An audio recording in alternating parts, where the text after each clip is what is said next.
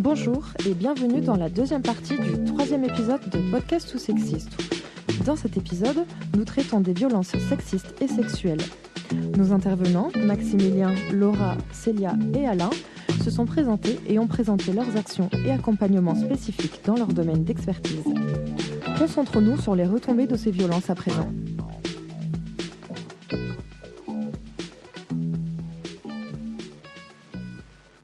Comment se passe un entretien chez le psy, Laura ?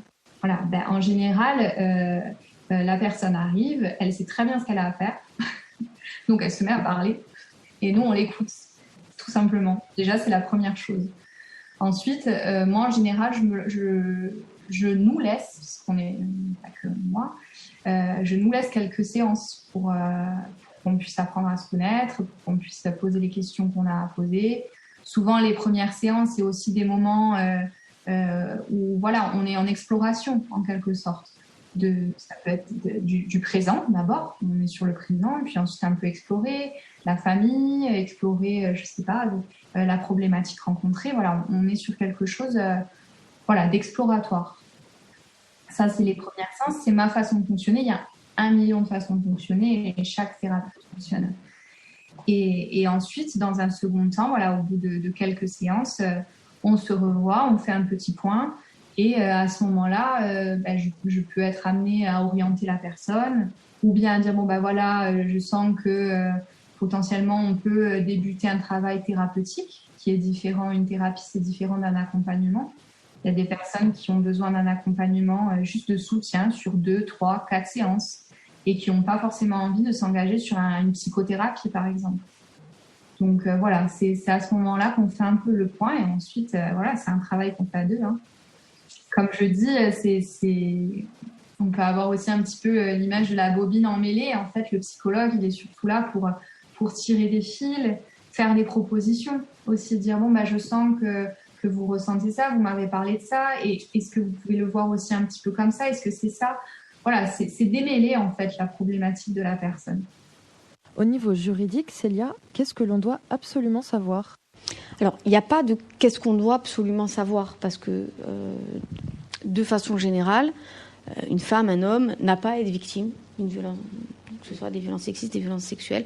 Donc après, la question qui se pose, surtout sur les violences sexuelles, il y a plusieurs catégories de violences, de la simple contraventionnelle jusqu'à une infraction criminelle comme le viol. Donc, ce sont des panels très vastes et ce sont des notions très vastes. La seule chose qu'il faut savoir, c'est qu'une personne, quand elle se sent au plus profond d'elle-même,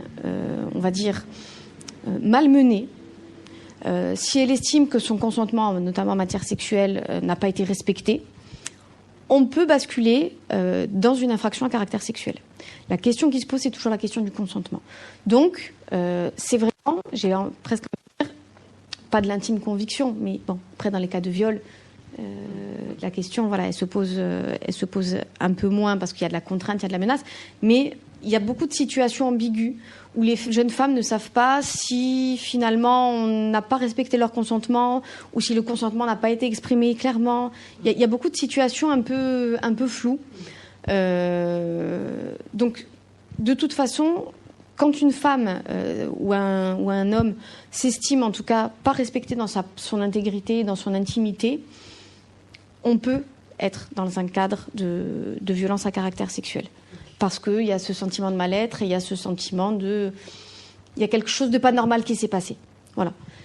C'est surtout la question du consentement qui se pose. Hein. Alors quand il y a des menaces, quand il y a des violences, la question, elle est vite réglée. C'est-à-dire ou la surprise, parce que ce sont les circonstances qui sont retenues, la question est vite réglée parce qu'on se rend compte si on était menacé, si on était violenté, etc. Et comment ça se passe au niveau pénal lorsqu'une personne porte des accusations ? Les violences psychologiques sont également reconnues par le code pénal, le harcèlement moral. Le harcèlement moral sur conjoint, ce qu'il faut savoir, c'est que tout ce qui concerne les violences qui sont commises sur conjoint, ce sont des violences qui font l'objet d'une circonstance aggravante. Alors la circonstance aggravante, c'est le fait que ça a été commis sur conjoint et ça aura une incidence au niveau de la peine encourue, peine maximale encourue. Pas au niveau nécessairement de la peine prononcée, je pense qu'on y viendra par la suite, mais de la peine maximale encourue. Le texte, en fait, évolue sur cette question-là. Le fait de commettre une infraction sur son conjoint, c'est une circonstance aggravante. Et ça, c'est une bonne chose. Au niveau de la quantification pénale, c'est plus de 8 jours ou moins de 8 jours d'ITT. Voilà. Ce qu'il faut savoir, c'est que l'ITT pénal ne correspond pas au nombre de jours d'arrêt de travail. C'est-à-dire qu'une personne victime de violences, quelle qu'elle soit, et qui doit faire constater ces violences, il faut quand même être vigilant. Alors normalement, les médecins aujourd'hui sont formés à la question, mais il peut arriver, donc il faut quand même le préciser, qu'il faut qu'il y ait une ITT pénale qui soit mentionnée, même si elle est de 0 jours, mais en tout cas qu'il y ait la mention, la situation de la personne reçue doit donner lieu à X jours d'ITT au sens pénal. Voilà, parce que l'ITT pénal n'est pas le nombre de jours d'arrêt de travail.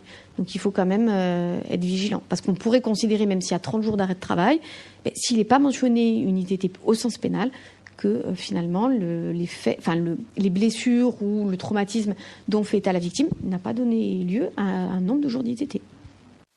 Retenons bien 2 éléments. Les accusations ne reposent pas sur la victime et la présomption d'innocence. À cela, nous rajouterons un 3e élément. Il n'y a pas de présomption de mensonge. On entend souvent que des personnes accusent à tort d'autres personnes, notamment au niveau des violences faites aux femmes et au niveau de l'inceste. Très souvent, on ne croit pas, de prime abord, la personne qui mentionne ces faits. C'est pour cela qu'il nous semble important de rajouter cet élément. Il ne faut pas qu'il y ait de présomption de mensonge à l'encontre de personnes qui dénoncent des faits qui viennent de personnes extérieures.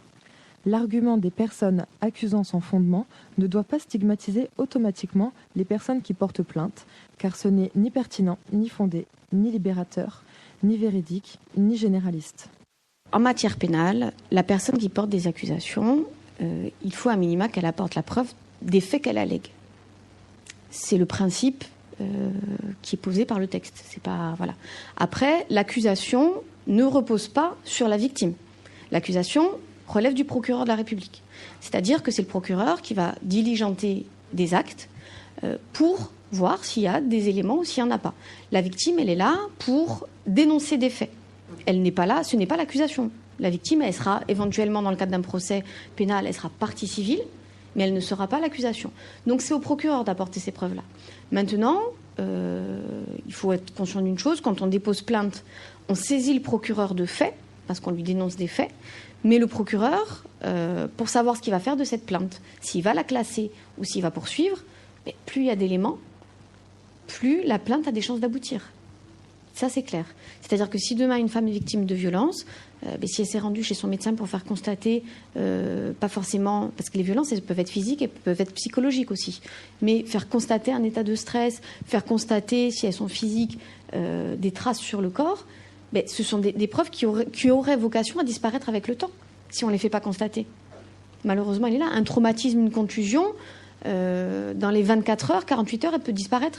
C'est-à-dire que si elle n'est pas constatée à un instant T, on va revenir dans une situation où le ministère public ne pourra pas mener des investigations qui vont lui permettre, parce qu'il n'y aura plus de traces, et on va se retrouver dans une situation où ça sera la parole de l'un contre celle de l'autre. Et donc, face à une situation de blocage. Parce qu'il y a une chose, et moi j'y suis en tout cas très attachée en tant qu'avocate, mais aussi en tant que femme et en tant que citoyenne, c'est la présomption d'innocence. Aujourd'hui, on peut dénoncer des faits, mais n'importe qui peut dénoncer n'importe quel fait contre n'importe qui. Donc il est important que quand on dénonce des faits, on soit en capacité d'apporter au moins un commencement de preuve, pas vous dire d'arriver avec un dossier qui soit carré, je vous dépose le dossier, c'est bon, renvoyez-le, mais d'avoir des éléments qui permettent de confirmer les allégations. Et c'est normal. Aujourd'hui, on ne condamne pas quelqu'un sur le simple fait d'accusation. Je veux dire, sinon, on serait sur un tribunal populaire et ça serait une dérive du système, qu'on le veuille ou non. Parce qu'aujourd'hui, n'importe qui pourrait venir accuser n'importe quelle autre personne de n'importe quel fait. Donc, c'est pour ça qu'on dénonce les faits. Une enquête est ouverte. Et en fonction de ce qu'il en ressort de cette enquête, soit c'est classé, soit on renvoie devant une juridiction. Mais c'est pas parce qu'on est renvoyé devant une juridiction qu'on sera condamné. Il y a des relax, il y a des acquittements, parce que le tribunal qui sera saisi ou la cour d'assises va considérer que les éléments ne sont pas de nature à confirmer les faits dénoncés. Après, ça ne veut pas dire que les faits ne se sont jamais passés, mais ça veut dire qu'on n'a pas assez d'éléments pour venir dire que tel fait, effectivement, s'est déroulé et que tel fait constitue une infraction pénale. parce qu'il y a ce cadre-là aussi. On ne remet pas en cause la parole de la victime, ça jamais. Mais ça veut dire qu'il n'y a pas assez d'éléments. Et ça, c'est dur à entendre pour la victime, parce que c'est une deuxième violence, en disant, mais en fait, on me prend pour une menteuse. Souvent, c'est ce qu'on entend dans le discours. Mais le travail qui est fait par les associations dans le cadre de l'accompagnement et par les professionnels du droit, c'est de dire, sachez qu'en déposant plainte, ça peut ne pas aboutir, pour telle raison, pour telle raison, pour telle raison. Mais quoi qu'il en soit, on ne remet pas en cause votre parole. Les faits que vous avez dénoncés, vous les avez dénoncés, et vous avez bien fait de le faire, parce qu'il est important de libérer la parole. Mais aujourd'hui, le système français, c'est un système de présomption d'innocence, et heureusement qu'il n'y a pas de présomption de culpabilité, parce que sinon on aurait un système inverse, c'est-à-dire une personne qui est accusée, peut-être à tort, devrait prouver. Il n'y a pas de logique, parce que ça serait pour toutes les infractions pénales. C'est difficile à entendre, mais c'est la réalité à laquelle elles vont être confrontées dans le cadre de la procédure. Alors autant y être préparé, plutôt de dire mais écoutez, oui, mais vous inquiétez pas, tout va bien. Et puis au moment où la plainte est classée sans suite, où il y a une relaxe devant un tribunal, de dire mais j'y étais pas préparée. Parce que les choses, elles peuvent s'entendre, pas forcément se comprendre, mais s'entendre quand elles sont expliquées clairement. Mais après, ce sont les aléas de la procédure. Ça, c'est nous, on y est confrontés. C'est régulièrement, c'est comme ça. Comment les victimes parlent de ce qui leur est arrivé, Laura ? Ça dépend des personnes. Puis ça dépend du thérapeute aussi. Après, ce qui m'a souvent surpris, c'est que j'ai rarement une femme qui vient consulter et qui va dire bonjour, j'ai vécu une violence sexuelle, j'aimerais me réparer, voilà, c'est quand même très très rare. C'est-à-dire qu'en fait, ça surgit à un moment donné. Mais vraiment, il peut y avoir des personnes qui arrivent avec ça. Mais la demande, déjà, je pense que vous le savez, mais la démarche d'aller voir un psychologue ou un psychologue, c'est compliqué. Et donc la démarche ensuite de dire ce pourquoi on est là, souvent la demande elle change. Voilà. Souvent la demande elle change en fait, c'est hyper complexe quoi. Ils arrivent avec quelque chose et puis plus tard, des mois plus tard, on se rend compte qu'on est sur quelque chose de complètement différent. Mais en tout cas dans le cas des violences sexuelles ou violences en tout genre, c'est vrai que c'est quelque chose qui des fois ça comment dire, ça coupe la pensée, dans le sens où les personnes arrivent, on parle, et puis au moment de payer, ah ben oui, au fait, oui, voilà, mon grand-père, j'ai subi des attouchements par mon grand-père. Ce qui m'étonne beaucoup, moi, en tant que thérapeute, c'est de voir à quel point c'est placé quelque chose que nous, en tant que psychothérapeute, on se dirait, bon, c'est vraiment quelque chose qu'on doit traiter. La personne, elle le met vraiment au second plan. Et à un moment donné, hop, ça surgit, mais comme si c'était pas important. Après, voilà, là, on rentre pas dans les détails. Il y a la question des défenses et de ce qui se joue pour la personne. Ça veut pas forcément dire qu'elle-même pense que c'est pas grave. Mais en tout cas, ça arrive comme ça à un moment donné. En fait, oui, il y a quand même ça. C'est-à-dire que dans le cas des violences sexuelles, il y a vraiment la culpabilité, la honte qui font souvent effet de filtre. C'est-à-dire que, voilà, comme les non-dits dans les familles à ce niveau-là, c'est aussi très compliqué de le dire à un thérapeute parce que, justement, il y a quand même beaucoup de culpabilité. Au niveau des violences recensées, quels sont les motifs, Maximilien ? Alors, il y a eu beaucoup, c'est déjà trop, mais c'est 3 jeunes gays, j'ai su au courant de ces histoires-là, parce que donc il y en a une à Bastia et une à Ajaccio, et celle à Ajaccio, c'était sur un couple qui sortait de boîte de nuit, qui a été agressé parce qu'ils se sont embrassés. Et à Bastia, c'était un jeune qui est tombé dans un guet-apens sur Grindr, qui s'est fait insulter. Bon, la personne s'en est bien sortie entre guillemets. Et, voilà, elle aurait pu tomber sur pire, quoi. Nous souhaiterions revenir sur les propos de Maximilien. Cette personne s'en est sortie. Elle aurait pu tomber sur pire. Il y a des phrases comme celle-ci. Le passé, c'est le passé. Il y a pire dans la vie. D'autres personnes ont vécu pire. Ce n'est pas important.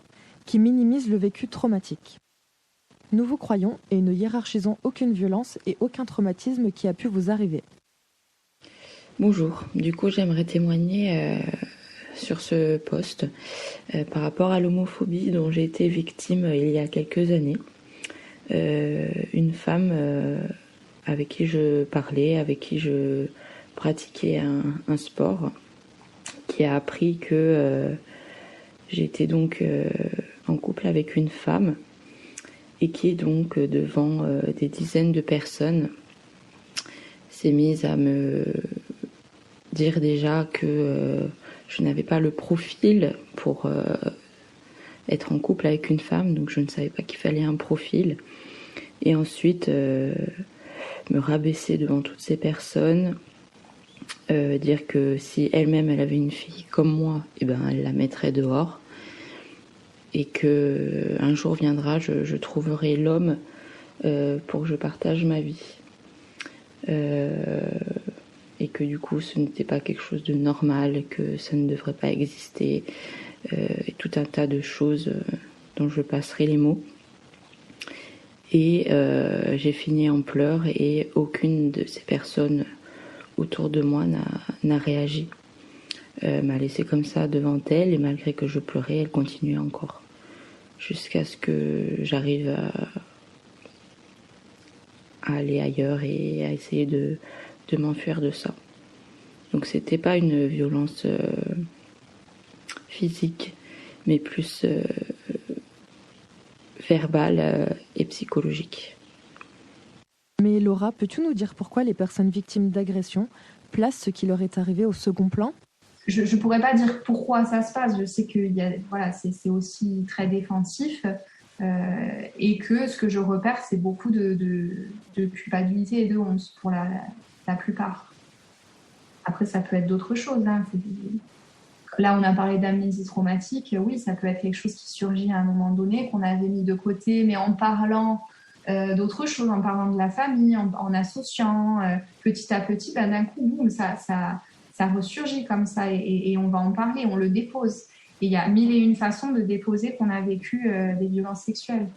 Et pour certaines, j'ai l'impression que c'est plus simple de le déposer très très rapidement, en fin de séance, ou comme quelque chose de ah oui, au fait, il y a eu ça, mais bon, c'est le passé c'est le passé. Bon voilà.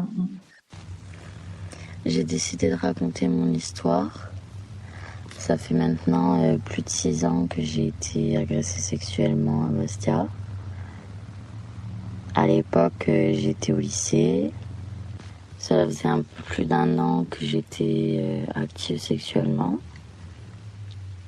Et à l'époque, j'ai rencontré un garçon qui me plaisait plutôt bien, avec qui je m'entendais bien. Et ce jour-là, on avait décidé de se voir pour la première fois. Et en fait, au début, ça se passait bien, on s'est vu en ville, mais il a commencé à avoir des gestes un peu déplacés.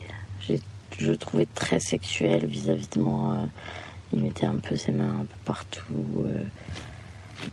Et ça me mettait un peu mal à l'aise, mais j'étais aveuglée parce qu'il me plaisait, et du coup, je le laissais passer. Et à un moment donné, il m'a emmenée dans un hall d'immeuble pour se poser, discuter. C'est ce qu'il m'avait dit en tout cas. Mais à ce moment-là, en fait, il m'a coincée et il voulait absolument qu'on fasse des préliminaires. Moi, je voulais pas. J'en avais pas envie. C'était pas le moment ni le lieu. Je l'aimais bien, mais je voulais pas faire ça. Sauf que malheureusement, il avait plus de force que moi, donc c'était ce qu'il avait décidé et c'était ce qui se passerait. Et ça a été très long, ça a été très violent. Et j'essayais de me débattre, j'essayais de le raisonner, j'essayais de lui dire non, mais on peut pas faire ça. Et malgré ça, il était,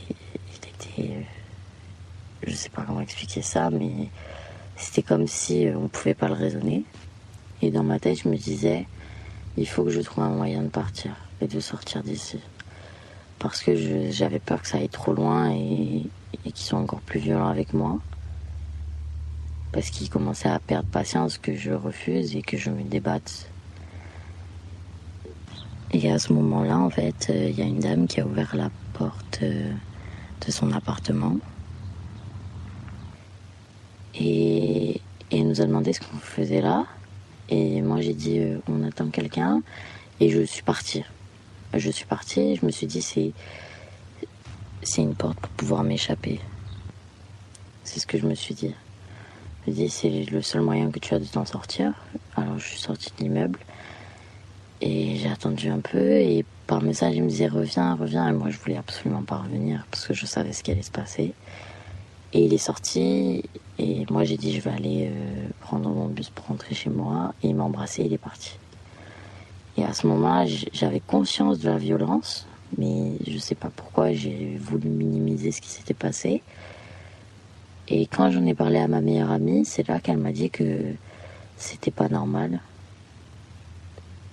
Et je me suis pris une claque en fait. Parce que mon cerveau, il a essayé de minimiser ce qui s'était passé, malgré la violence. Du coup, j'ai envoyé un message, je lui ai dit que c'était pas normal et il m'a traité de folle et j'ai pas voulu débattre, j'ai voulu enfouir tout ça, je l'ai supprimé, j'ai effacé son existence de ma vie. Je pensais que c'était la solution, malheureusement, c'est pas la solution, parce qu'il reste toujours le traumatisme. Mais je voulais... En fait, j'ai voulu l'effacer, j'ai pas voulu chercher à porter plainte parce que j'avais peur. À l'époque, j'étais déjà harcelée parce que j'assumais ma sexualité. J'avais eu des problèmes, j'étais passée sur des comptes anonymes de rumeurs et mon téléphone était sorti quelque part. Du coup, j'étais harcelée. J'avais des appels masqués de gens qui faisaient des allusions sexuelles. Très tard le soir, en ville, je croisais des gens, je me faisais traiter de pute. Et à ce moment-là, je me suis dit, si j'ouvre ma bouche, les gens vont pas me croire. Les gens vont dire, de toute façon, c'est une fille facile. C'est pas possible qu'elle ait refusé. Et malheureusement, c'est très courant encore. C'est pour ça que la plupart des filles n'osent pas porter plainte, parce qu'on croit toujours l'homme. On ne croit jamais la victime, la femme. Voilà. Parce que une femme, elle va pas dire non. C'est pas possible. Et en plus, une fille qui a une vie sexuelle active, elle peut pas refuser. Hein. Elle peut pas dire non à un garçon. Il suffit qu'il soit un peu mignon et elle va forcément dire oui. Du coup, ça m'a même pas effleuré l'esprit de porter plainte parce que je me suis dit déjà que je vis un enfer parce qu'être harcelée de la sorte, c'est un enfer pour une adolescente. Si je décidais de porter plainte, ça serait une tornade dans ma vie et je voulais pas vivre ça à l'époque. C'est pour ça aussi que j'ai décidé de témoigner parce que je sais que ça existe toujours malheureusement. Je sais qu'il y a des filles qui se font harceler, qui voient leurs photos intimes divulguées alors qu'elles n'ont rien demandé, qui doivent supporter d'avoir leurs agresseurs dans les établissements scolaires qu'elles fréquentent, même dans leur classe, et qu'on ne les croit pas et qu'on préfère prendre la défense des agresseurs. Ça fait maintenant 6 ans et je me dis que rien n'a changé, qu'on en est toujours au même point. On essaye toujours de protéger le garçon parce que, voilà, le fils à papa, la société sexiste, tout ça fait qu'on souhaite protéger le garçon qui verrait sa vie détruite par une accusation de viol ou d'agression sexuelle, alors que bon, la fille victime, on s'en fiche quoi. On s'en fiche de ce qu'elle a subi, on s'en fiche, on préfère croire le garçon, même si on sait que c'est faux, on préfère le croire. Et voilà, et c'est triste, c'est vraiment triste parce que j'ai quitté la Corse parce que j'en pouvais plus de cette mentalité. Parce que malheureusement ici, on fait croire aux gens qu'on peut élever sereinement des enfants parce qu'il y a moins d'harcèlement de rue. Mais en réalité, ici, peut-être que dans les rues, c'est plus tranquille. Mais dans l'intimité, c'est la même chose. Il y a des femmes qui se font battre, des femmes qui se font violer. Et on essaye de cacher ça parce que, voilà, les Corses sont sexistes. C'est triste à dire, mais c'est comme ça. Et malheureusement, la plupart des filles serrent les dents, attendent que ça passe. essaye de voir des thérapeutes, essaye de vivre avec ce qui s'est passé. Ou alors elle décide de partir, de quitter l'île parce qu'on n'a pas d'autre choix. Sinon on ne survit pas ici. Et je parle des filles, mais je peux parler aussi des garçons qui se font agresser sexuellement, qui eux ne peuvent pas l'ouvrir non plus parce que voilà, la société corse n'accepte pas encore que des hommes aussi peuvent être agressés et que cela n'entache pas leur masculinité. Mais malheureusement, un homme qui se fait agresser par une femme, c'est une honte. Un homme qui se fait agresser par un homme, c'est une honte, voilà. Et malheureusement, ça, c'est le résultat d'une espèce de masculinité toxique que la plupart des garçons ont comme mentalité. C'est triste parce que, voilà, dans tous les cas, on enferme la victime et on la laisse à son sort avec toute cette souffrance, alors qu'on pourrait en parler, on pourrait les soutenir. Mais non, ça entacherait l'image des hommes, ça entacherait l'image de l'île et de la mentalité qui règne ici. En tout cas, je voudrais encourager les filles, les garçons à témoigner. Je sais que c'est dur, mais si vous avez la possibilité, allez-y. Si vous avez la possibilité de porter plainte contre votre agresseur, faites-le. Et surtout, demandez de l'aide. C'est important. Parce que des fois, on peut croire qu'on s'en sort seul, mais malheureusement, on a besoin d'aide quand on a vécu des choses aussi traumatiques. Ne choisissez pas comme moi de vous enfuir pour essayer d'échapper à ce qui s'est passé. Parce qu'en réalité, on ne peut pas y échapper. C'est gravé en nous. Alors on essaye de vivre avec. Et on essaye d'espérer qu'un jour, en Corse, en tant que femme et homme ayant subi des agressions sexistes et sexuelles, on pourra enfin témoigner et raconter nos histoires sans se faire harceler derrière. Et surtout, n'oubliez jamais que ce n'est pas vous qui êtes en tort, mais bien l'agresseur. Que rien ne justifie une agression, que rien ne justifie un viol. Que la seule personne qui est en tort dans l'histoire, c'est l'agresseur et personne d'autre. Laura, du coup, tu parles de ce qu'elles t'ont déposé à la séance d'après ? Non, pas forcément, hein, ça dépend. Après, en général, ce que je fais, c'est que je signifie à un moment donné, quand je sens que c'est le bon moment pour la personne, que j'ai bien entendu. Et que c'est pas passé comme ça, comme une parenthèse. J'ai bien entendu ce qui a été dit. Parce qu'on en fait tout au long du travail. On va en faire quelque chose à un moment donné. Célia, qu'est-ce qu'encourt une personne qui émet des violences ? Alors, qu'est-ce qu'on encourt ? Les peines, là-dessus, il n'y a pas trop de surprises. Elles sont prévues par le Code pénal. Le Code pénal prévoit des peines qui sont maximales. Peine maximale encourue à titre principal, à titre complémentaire. Après, alors souvent il peut y avoir des déceptions pour les victimes parce qu'en disant oui, il encourait tant, il a pris tant, donc c'est pas normal, etc. Le Code prévoit des peines maximales, c'est-à-dire que au moment où la personne va être jugée, qu'elle reconnaisse ou non les faits, parce qu'une personne qui ne reconnaît pas les faits peut quand même être déclarée comme étant coupable des faits qu'on lui reproche. Les peines qui sont prononcées par les juridictions sont des peines qui tiennent, on va dire, compte du Code, c'est-à-dire on sait que la peine prononcée ne pourra pas aller au-delà de la peine prévue par le Code, mais après ce sont des peines qui tiennent compte des faits et qui tiennent compte de la personnalité du prévenu. C'est-à-dire qu'on tient compte, parce que c'est le principe en fait de personnalisation de la peine. Sinon, ça serait trop facile, il y a une infraction, un texte, une peine, et merci, au revoir, vous passez à la caisse avec votre note. C'est pas ça. En France, le système judiciaire, le système juridique ne fonctionne pas de la sorte. Et c'est le principe d'individualisation de la peine qui fait que on tient compte, je vous dis, des faits, de la conséquence de ces faits sur la victime et aussi et surtout de la personnalité du prévenu. Est-ce que la personne est en situation de récidive ou non ? Est-ce que la personne a un casier judiciaire, même si elle n'est pas en situation de récidive, pour des faits peut-être anciens, mais similaires ? Est-ce que la personne fait l'objet de... Si elle a été sous contrôle judiciaire dans l'attente, est-ce que le contrôle judiciaire s'est bien passé ? Ou est-ce qu'au contraire, elle a toujours retournée vers la victime pour l'intimider ? On tient compte de tout ça.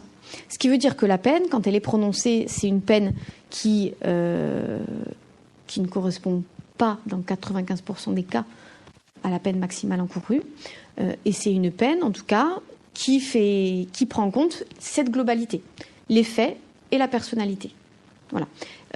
Sachant qu'au moment d'une audience, vous avez d'abord une partie de parole et qui fait état, on va dire, de sa souffrance, qui fait état des conséquences de cette infraction sur sa personne.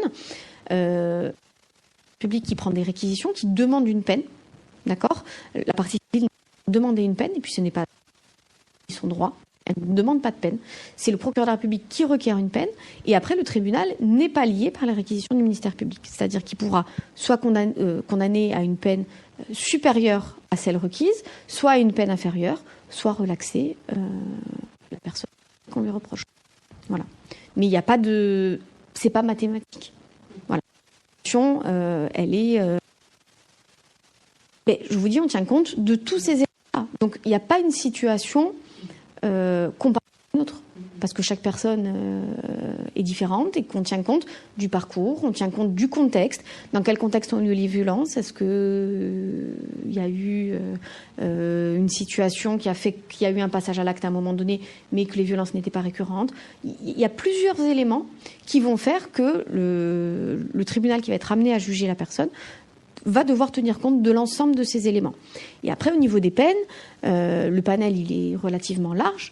Donc, au niveau des peines d'emprisonnement qui peuvent être prononcées, il peut y avoir soit des peines de prison avec sursis simple, c'est-à-dire que c'est une peine qui est au-dessus de la tête de la personne qui est condamnée, mais qui n'est pas exécutée s'il n'y a pas de nouvelle condamnation pour des faits similaires.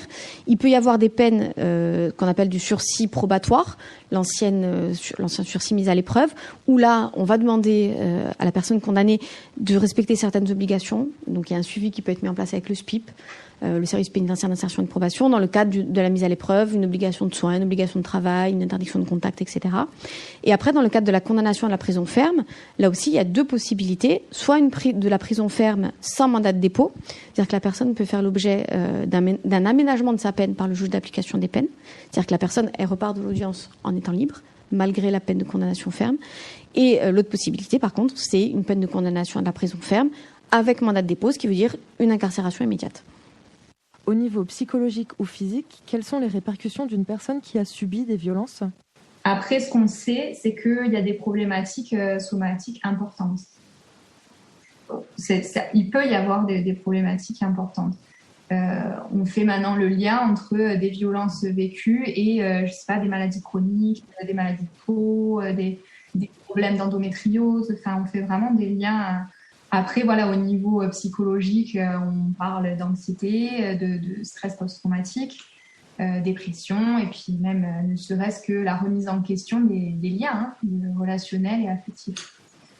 Après, on sait que voilà, il y a tellement une multidimensionnalité, une diversité des situations qu'on ne peut pas affirmer quelles répercussions il y aura. C'est-à-dire qu'il ne va pas y avoir les mêmes répercussions selon l'âge de la victime, la récurrence des actes, je dirais, et selon si, je sais pas, s'il s'agit de violences intrafamiliales répétées, d'inceste par exemple, ça on n'en a pas parlé, mais bon, pareil, c'est un sujet, voilà, ou d'un acte violent isolé. Après, voilà, ce qu'on peut dire, c'est que les violences, elles vont survenir à un moment donné, soit de manière unique, soit de manière répétée, mais c'est dans le contexte de vie de la personne. Et donc, on peut ajouter à ça, on peut dire qu'il y a des aspects objectifs de la violence. Je sais pas, on peut observer des lésions, les faits, les symptômes, ce genre de choses. Et à ça, on va rajouter tous les aspects subjectifs, de vécu, d'émotion. Donc, en fait, il y a vraiment une espèce d'intrication très complexe entre dans ce contexte. Et ces intrications entre le subjectif et l'objectif, vous m'avez compris, quoi, qui constituent la réalité de la personne. Et donc, on fait à partir de cette réalité et de son système de croyance. Mais par contre, on sait que cette réalité, elle devient ou pas expérience traumatique. C'est c'est pas forcément, on n'est pas forcément dans le trauma. Enfin, comment dire ça ça peut ne pas devenir une expérience traumatique. En tout cas, avec tous les vécus dont j'ai parlé, c'est-à-dire de dépression, d'anxiété, voilà. Voilà. Après, ce qu'il faut prendre en compte, à mon avis, c'est vraiment l'inscription du trauma comme effraction psychique. Ça, quand on lit sur les violences sexuelles, c'est ce qui revient beaucoup. Mais aussi, voilà, de prendre en considération tout le caractère évolutif et imprévisible. C'est-à-dire que, voilà, on est sur quelque chose qui est surdéterminé. Et d'ailleurs, souvent, quand c'est pas... tout à l'heure, je parlais d'impensable. Quand c'est pas possible de le penser dans la tête, ça se répercute sur le corps. D'où les problèmes de peau, le vaginisme, ce genre de choses. C'est vraiment des blocages à un moment donné du corps, quoi. On m'a violée quand j'avais 17 ans. C'était après une soirée entre copains à côté. On était montés faire une des fameuses soirées étudiantes. On a bu et en rentrant, je me suis très vite endormie. Ça m'a réveillée. J'étais complètement dans les vapes et j'ai mis un moment à réaliser ce qui se passait. J'ai d'abord cru à un rêve, mais je sentais trop bien sa main qui tenait mon épaule.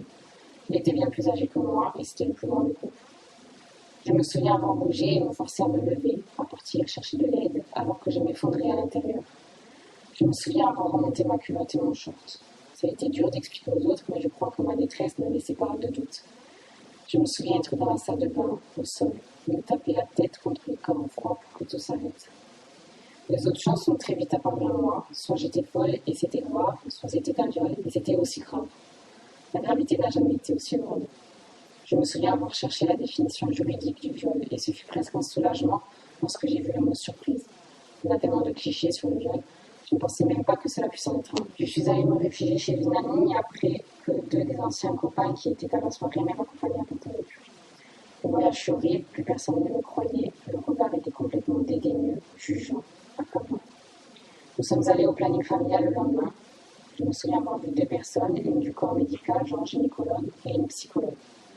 J'ai raconté ce qui s'était passé. Je me souviens de cette toute première auscultation gynécologique sans aucun tact, comme un acte banal, comme regarder une gorge lorsqu'on a une angine. La femme m'a répondu qu'il n'y avait pas de traces de pénétration forcée, pas de lésion, c'est tout. J'ai occulté tout ça très vite, il fallait assurer au lycée, auprès de mes parents, puis la prépa, le stress, la pression, et j'ai craqué. Je suis rentrée chez moi en Corse dans une détresse folle. Impossible pour moi de parler à ma famille, seulement à quelques proches mis au courant dans des moments d'extrême panique. Ma mère m'a fait consulter une psychologue et après une nuit compliquée, j'ai réussi à tout sortir. Je ne savais pas encore si tout cela était quelque chose dans ma tête, de l'ordre de la pathologie, ou si c'était bel et bien un viol. C'est la psychologue qui a mis le mot dessus. Elle m'a dit que ce n'était pas la première fois qu'elle entendait ce genre d'affaires, que je n'étais pas la seule. Elle m'a aussi dit que le planning familial n'avait pas fait son travail et qu'il y aurait dû avoir un signalement. On aurait dû m'aider quand j'étais venue demander de l'aide. J'ai vécu l'enfer des infections urinaires à répétition, en voulant m'arracher la tête pour ne plus avoir mal, à ne plus sortir de chez moi pour ne pas me retrouver dans un endroit où je ne pourrais pas être seule, avec des toilettes et une connexion internet pour m'abrutir. On a même cru que je faisais de l'endométriose, au bout d'au moins 5 médecins différents et un ami de la famille surtout. J'ai eu des douleurs fantômes, j'avais mal, trop mal, mais rien aux analyses. Personne ne m'a jamais posé la question de savoir si le problème n'était pas psychologique, si je n'avais pas subi des violences sexuelles. Je me suis rendu compte que tout était lié en parlant avec des amis à qui des choses similaires étaient arrivées, en scrutant des heures les réseaux sociaux dans lesquels j'ai trouvé un énorme soutien vital. Aujourd'hui, après de longues séances chez le psychologue et un soutien sans faille de mon compagnon et de mes amis, je reprends l'assurance, mais mon équilibre reste fragile. J'ai arrêté les études pendant 2 ans, mais j'ai réussi à reprendre. Loin de tout ça, ma famille n'est toujours pas au courant. MeToo a été un espoir inattendu et absolument libérateur. Pour la première fois, je sentais des accès de colère légitimes. C'est devenu mon moteur. À Heroes, l'été passé était encore plus salvateur. Enfin, les mentalités changeaient. Enfin, chez moi, sur cette petite île où on se croit protégé, où on dit qu'une fille peut rentrer seule chez elle dans la nuit. Enfin, la parole se libère. Enfin, la peur ne nous tétanise plus. Le chemin reste long et je sais que je vivrai toute ma vie avec ces blessures qui touchent nos entrailles les plus profondes. Mais j'ai soif de faire bouger les choses. Comment peut-on accompagner et être présent pour une victime, Laura ? Là, pour moi, il y a 2 aspects dans l'accompagnement. Il y a l'aspect quand on est un proche, et c'est celle qui me semble la plus importante. Et puis, il y a l'aspect psy, comment en tant que psy, on accompagne la victime. Après, quand on est confronté à quelqu'un qui a subi une violence, ça dépend aussi. Est-ce que c'est tout de suite après? Est-ce que c'est 2 ans plus tard, 3 ans plus tard, 15 ans plus tard? Parce que ça aussi, on le voit en général, c'est pas forcément tout de suite après. Mais bon, dans tous les cas, je pense que c'est la même posture à adopter, c'est-à-dire que d'abord, c'est la croire. C'est vraiment la croire. La croire et l'écouter, sans forcément commenter. Je pense qu'il n'y a pas besoin de commenter. Et la rassurer, voilà, un petit peu. Après, la personne, elle va vous montrer de quoi elle a besoin. Elle a peut-être besoin juste de parler. Souvent, c'est ça, juste voilà, on le dépose et puis on n'en fait rien. Il n'y a pas besoin d'en parler forcément pendant des heures et des heures. Il y a des personnes qui vont avoir besoin d'être accompagnées, je ne sais pas, dans des démarches juridiques. Ça, c'est aussi intéressant d'être accompagné, en tout cas d'être accompagnant là-dedans, quoi. Après, un point important, c'est que voilà, il y a la famille, il y a les amis, c'est bien et c'est important. Après, ça suffit pas, dans le sens où on sait que c'est des situations qui sont quand même super lourdes et qui méritent de faire intervenir voilà, des professionnels. C'est un peu ça que je voulais mettre en avant, c'est-à-dire que, et puis ça fait partie, en tant que proche, on peut accompagner la personne vers des professionnels. Donc en fait, l'accompagnement, il y a les associations, c'est donc la CIDFF, et ça on en a parlé, vous savez, je crois qu'à Ajaccio, ils sont aussi présents. Et puis après, il y a la Corsapem. Là, il y a des psychologues cliniciennes qui interviennent et qui peuvent accompagner, et il y a des juristes. Donc c'est intéressant pour tout l'aspect voilà, des personnes qui ont aussi envie de se faire accompagner au niveau juridique. Et Célia, quels sont les recours pour les plaintes classées sans suite? Alors pour revenir à ce que je vous expliquais tout à l'heure sur les plaintes et les éventuels classements sans suite, ce que je vous disais tout à l'heure, c'est que la victime avait des voies de recours. Le premier, c'est ce qu'on appelle le recours hiérarchique, c'est-à-dire que le procureur qui va estimer qu'une plainte doit être classée sans suite, c'est le procureur de la République dans le ressort d'un tribunal judiciaire. Au-dessus des tribunaux judiciaires, on a des cours d'appel. Et dans ces cours d'appel, il y a un procureur général. Donc, si on estime que le classement sans suite n'est pas fondé, on peut écrire, la victime peut écrire au procureur général par courrier recommandé, avec les éléments qui constituent son dossier, en disant voilà, j'ai posé plainte à telle date, j'ai fourni tels éléments, j'ai reçu un avis de classement, je conteste ce classement au regard des éléments. Et le procureur général pourra, s'il estime qu'effectivement ce classement n'est pas fondé, relancer le dossier et demander au procureur de la République d'enquêter sur les faits qu'elle dénonce. Ça, c'est la première hypothèse, et qui est en quelque sorte la plus simple, parce que ça peut être fait par la personne directement, par la voie hiérarchique en fait. C'est comme si on faisait en quelque sorte un peu appel de la décision de classement. Parce qu'on monte d'un grade, on va sur le procureur général. L'autre possibilité, c'est de déposer plainte en cas de classement sans suite. On peut déposer plainte avec une constitution de partie civile entre les mains du juge d'instruction. Ça, c'est des procédures qui sont un peu plus lourdes, dans la mesure où il faut quand même qu'elles soient un peu guidées. Il y a la nécessité normalement d'une consignation, parce qu'on va demander au juge d'instruction d'instruire. Donc, c'est un peu plus lourd. L'autre possibilité aussi, c'est la citation directe. Mais là, la citation directe, c'est-à-dire, voilà, ma plainte est classée, j'estime qu'elle ne devait pas l'être, donc je fais citer monsieur ou madame devant le tribunal. Moi, personne civile, moi, victime, je demande à ce qu'il soit cité, je lui fais délivrer par huissier une citation. Le problème dans ce cas de figure-là, à mon avis, il est de deux types. Si le parquet a classé, il est fort probable que le parquet, au moment de ses réquisitions, pas reclasse, mais en tout cas sollicite une relaxe. Parce qu'il va considérer, dès lors qu'il a considéré un temps que le classement sans suite devait s'opérer, il est difficile peut-être de se déjuger.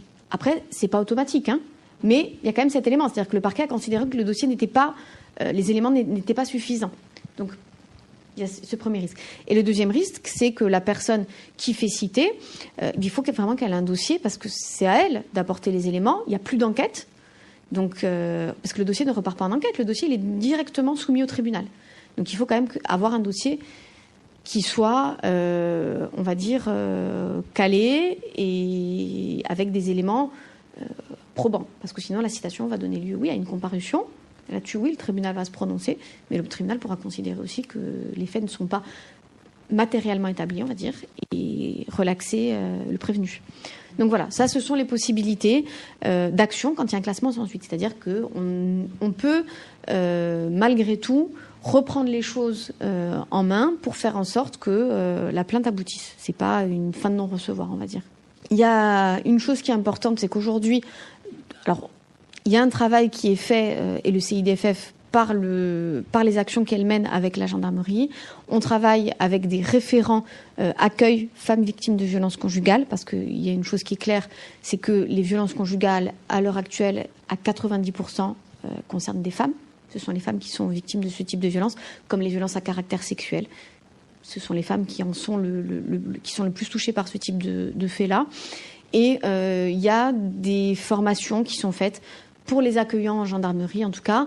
Et en tout cas, alors on va pas dire de la formation, on les ramène pas sur les bancs de l'école, c'est pas ça, parce qu'ils sont formés et qu'ils ont reçu, normalement, des éléments qui leur permettent d'accueillir les victimes. Mais en tout cas, on leur fait état, nous, des retours qu'on a. Des personnes qui sont reçues et des difficultés auxquelles elles ont été confrontées pour faire en sorte que ces difficultés-là puissent trouver, on va dire, des solutions et qu'à l'avenir, voilà, ça se reproduise plus. Donc l'idée, c'est vraiment de faire un partenariat constructif, voilà, pour faciliter l'accueil des femmes et pour que cet accueil soit le plus, on va dire, le plus agréable possible pour les victimes, parce que c'est déjà difficile c'est difficile de sauter le pas, d'aller déposer plainte, parce que souvent, en tout cas au CIDF, il y a un travail qui est fait en amont, une discussion, elles ont besoin d'être rassurées sur effectivement comment les choses se passent, qu'est-ce que ça implique, sur du court terme, sur du long terme, ce que ça va impliquer quand il y a des enfants, etc. Donc il y a déjà toutes ces questions en amont qui sont posées.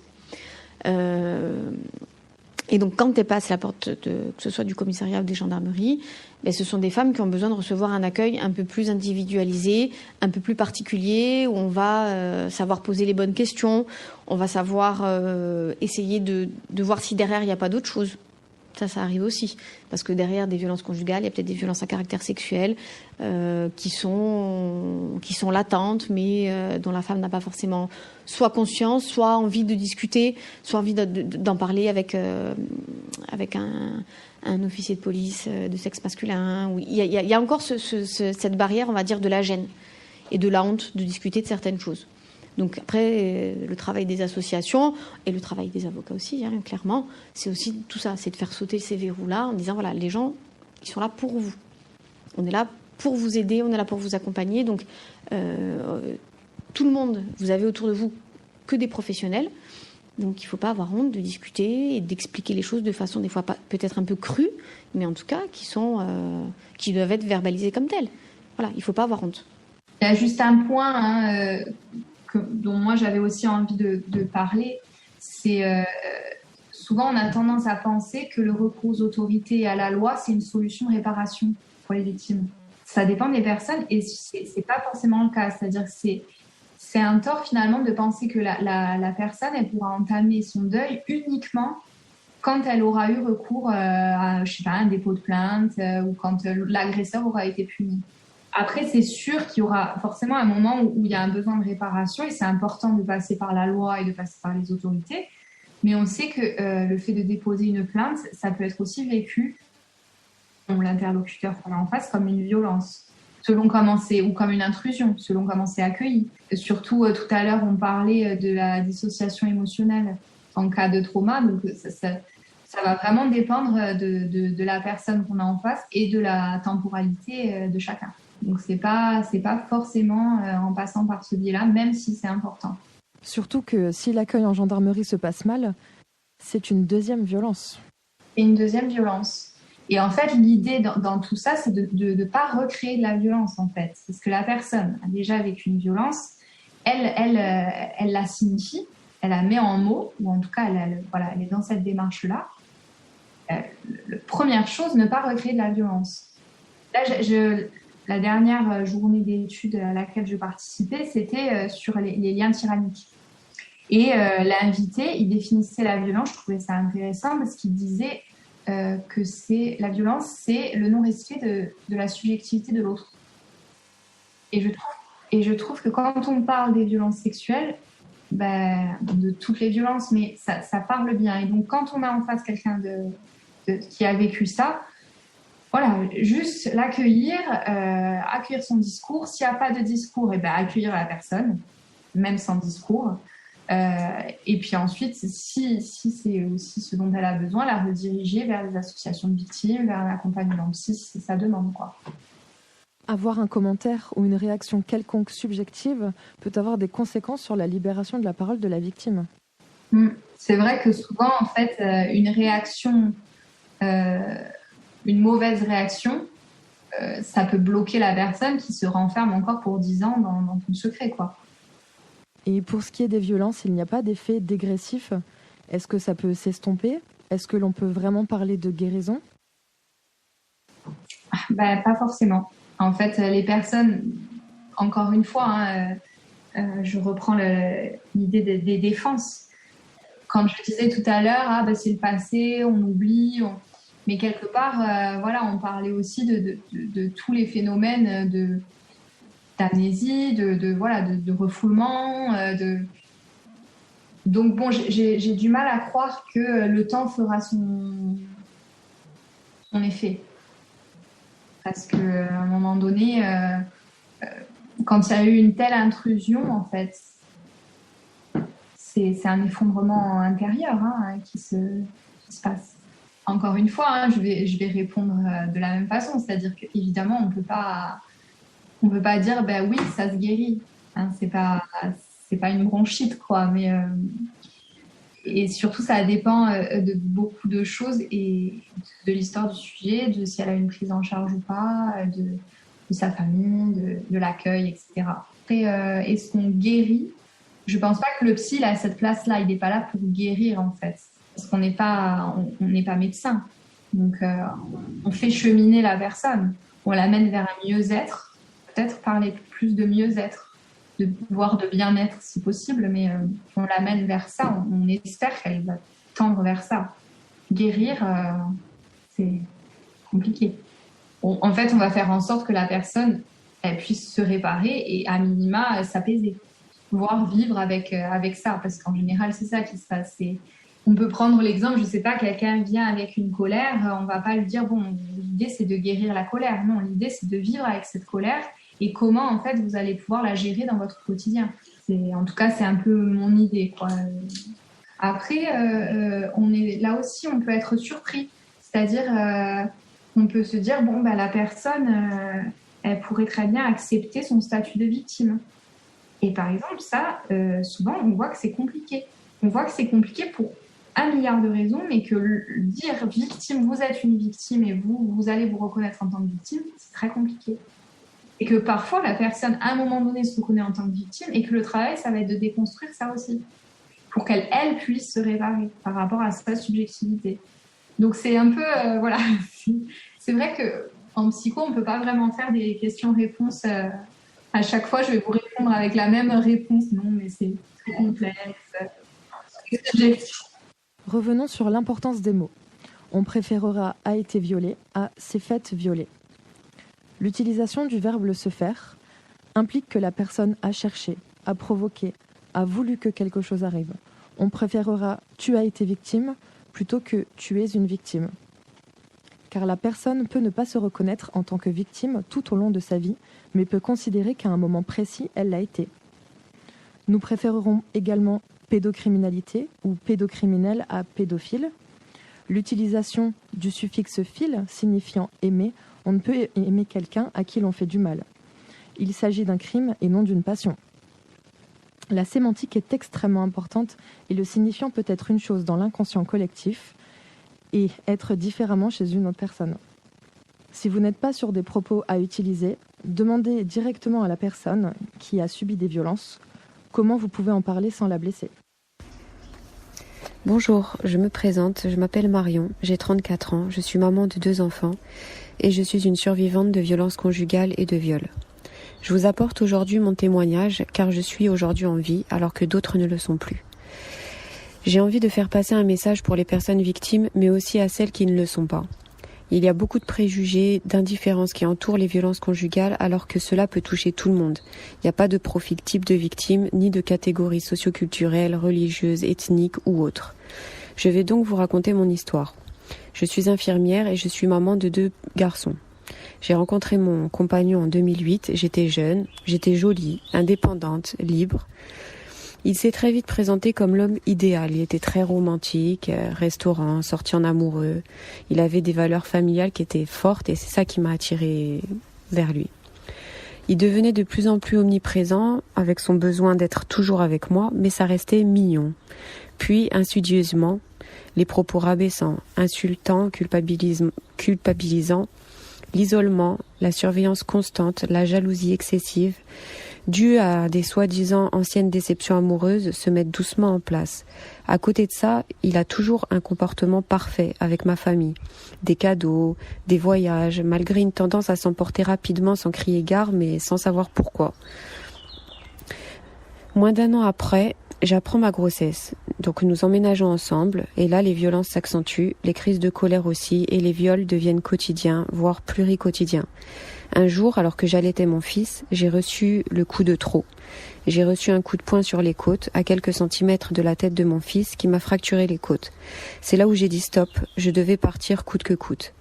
J'ai essayé de me séparer à l'amiable, par le dialogue, que l'on ne s'entendait plus, qu'il fallait se séparer, mais il menaçait soit de se suicider, soit il me menaçait directement.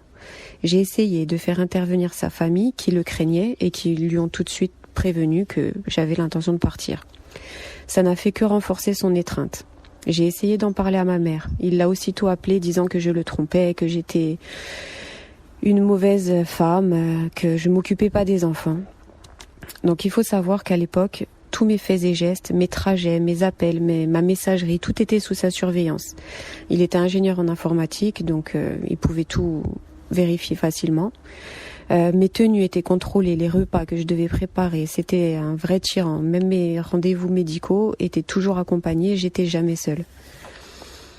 Donc j'avais essayé l'option de séparation adulte et sensée, et ça n'avait pas fonctionné. Donc il ne me restait qu'une seule option, m'enfuir. Donc pendant plusieurs mois, j'ai préparé mes affaires, j'ai fait des doubles de tous les papiers importants, en prétextant les ramener au travail, pour les photocopies, pour des dossiers logement ou autres, puis je mettais tout dans mon casier à l'hôpital.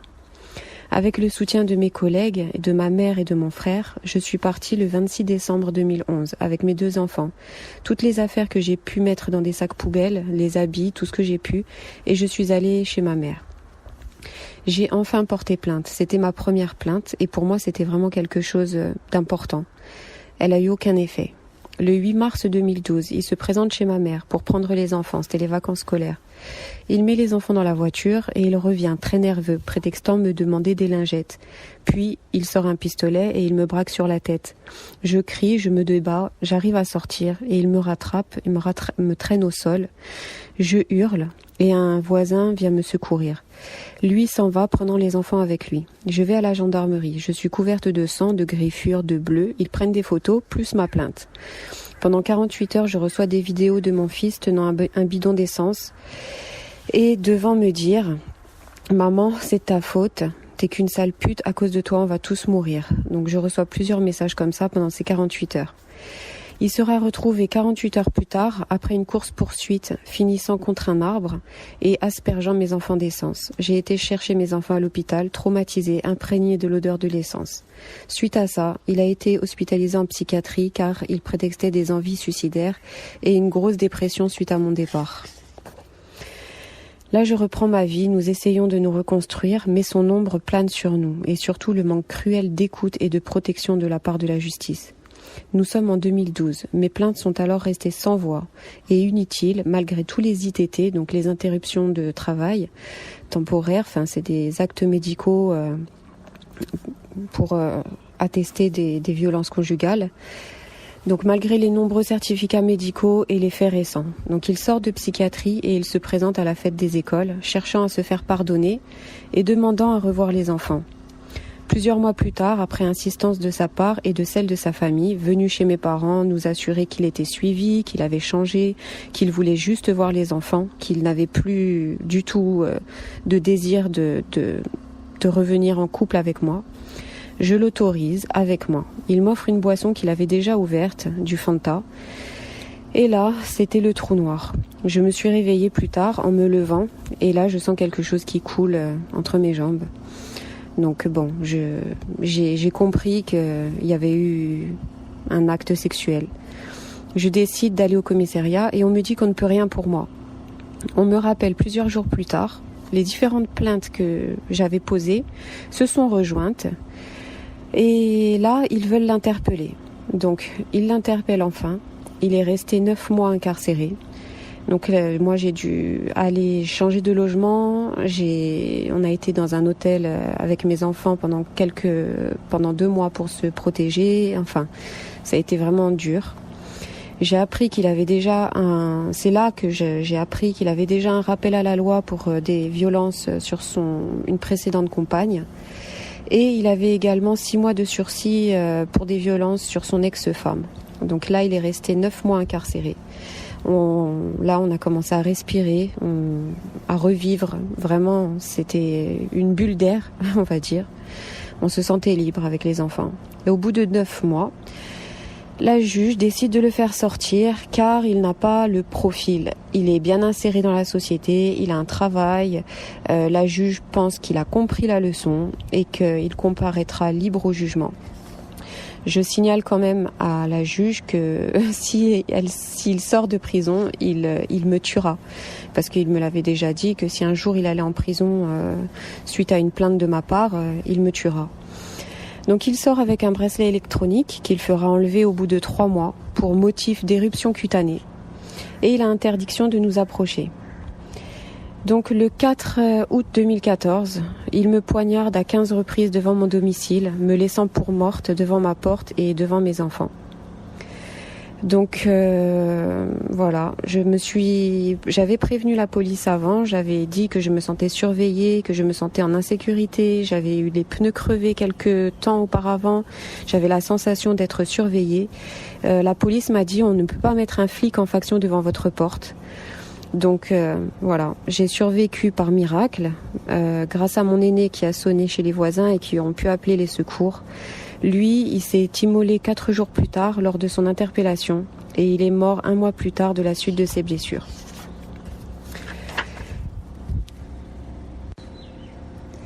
Sept ans plus tard, je libère la parole car ces 7 dernières années ont été un long chemin de combat, de résilience avec moi-même. J'ai été 2 ans dans le déni où j'étais vraiment heureuse et libre en fait. Je me sentais libérée parce qu'il était plus là, il était mort et je me sentais libre. Mais mon corps m'a rattrapée et grâce à un long travail, je me suis réparée petit à petit avec mes enfants. Je veux dire aux femmes qui vivent cela, déjà de garder espoir, parce que si cette épreuve vous a touché, c'est que vous avez également les capacités de la dépasser. On dit que Dieu donne ses plus durs combats à ses plus vaillants soldats, donc Dieu ou la vie, comme vous voulez, mais pour vous dire que vous avez les ressources pour guérir, il faut croire en vous. Moi vraiment, il y a eu des moments où je me disais que ça allait pas être possible, que j'arriverais jamais à m'en sortir, que je suis devenue vraiment différente suite à ça, que je serais jamais une fille normale, alors que non, pas du tout.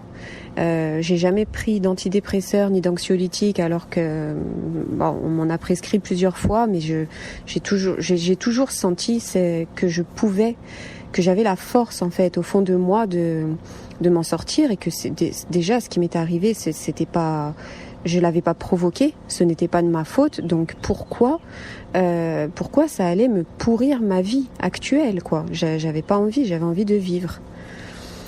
Et on a beaucoup de culpabilité, alors que ce n'est pas du tout de notre faute, ce n'est pas de votre faute. Il faut vraiment remettre les choses en ordre. Il faut redonner la culpabilité à celui qui doit l'avoir, c'est-à-dire votre agresseur. Vous n'avez rien provoqué. Que ça soit les violences ou le viol, c'est l'agresseur qui est le coupable. Vous n'avez rien fait pour qu'il fasse ça. Il l'aurait fait de toute façon avec une autre personne de toute façon. Là, c'est tombé sur vous.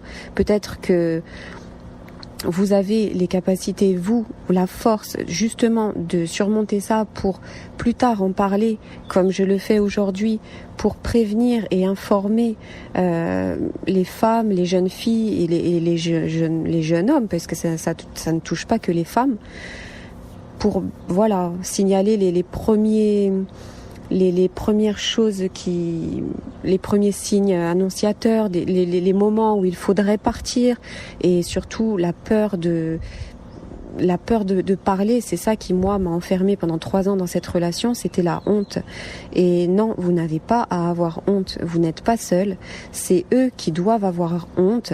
Moi, j'ai vraiment commencé à me sentir soutenue au moment où j'ai libéré la parole. J'étais infirmière à l'époque aux urgences, et il y avait justement une association d'aide aux victimes qui était venue pour nous former contre les violences, justement sur les violences conjugales.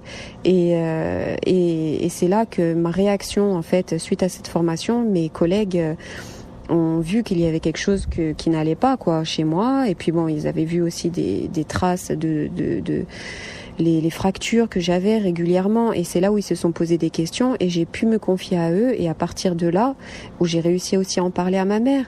Enfin, je veux dire, dans notre société, encore plus les Corses, je pense c'est un sujet tabou, on a peur d'en parler, ou la honte, je sais pas, en tout cas, il faut pas parce que la honte, elle est pas de notre côté.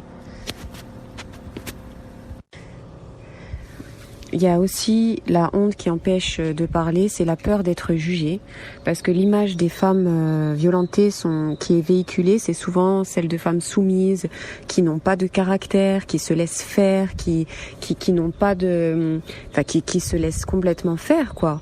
Alors que c'est souvent faux, c'est souvent justement des femmes fortes, des femmes indépendantes. Je sais pas pourquoi, mais ces hommes-là, c'est comme des défis personnels pour eux. Le fait de briser justement une femme forte et indépendante, c'est quand même beaucoup plus gratifiant pour ces gens-là, qui ont un peu un côté sadique, il faut le dire. Voilà, plutôt que de prendre une femme qui est déjà, ça les intéressera pas, quoi. Je veux dire, moi j'ai grandi librement, j'étais la seule fille, j'ai que des frères, on a été élevés exactement de la même façon, il n'y avait pas de préférence ou quoi que ce soit. Je travaillais, j'étais vraiment tout l'opposé de la femme soumise, et qui était qu'on peut penser et pourtant j'ai vécu ça, j'ai vécu les violences conjugales, donc non, ça n'a rien à voir. Donc ce sont tous ces préjugés, et surtout ce manque d'écoute et de reconnaissance de la part des services de police aussi, notamment.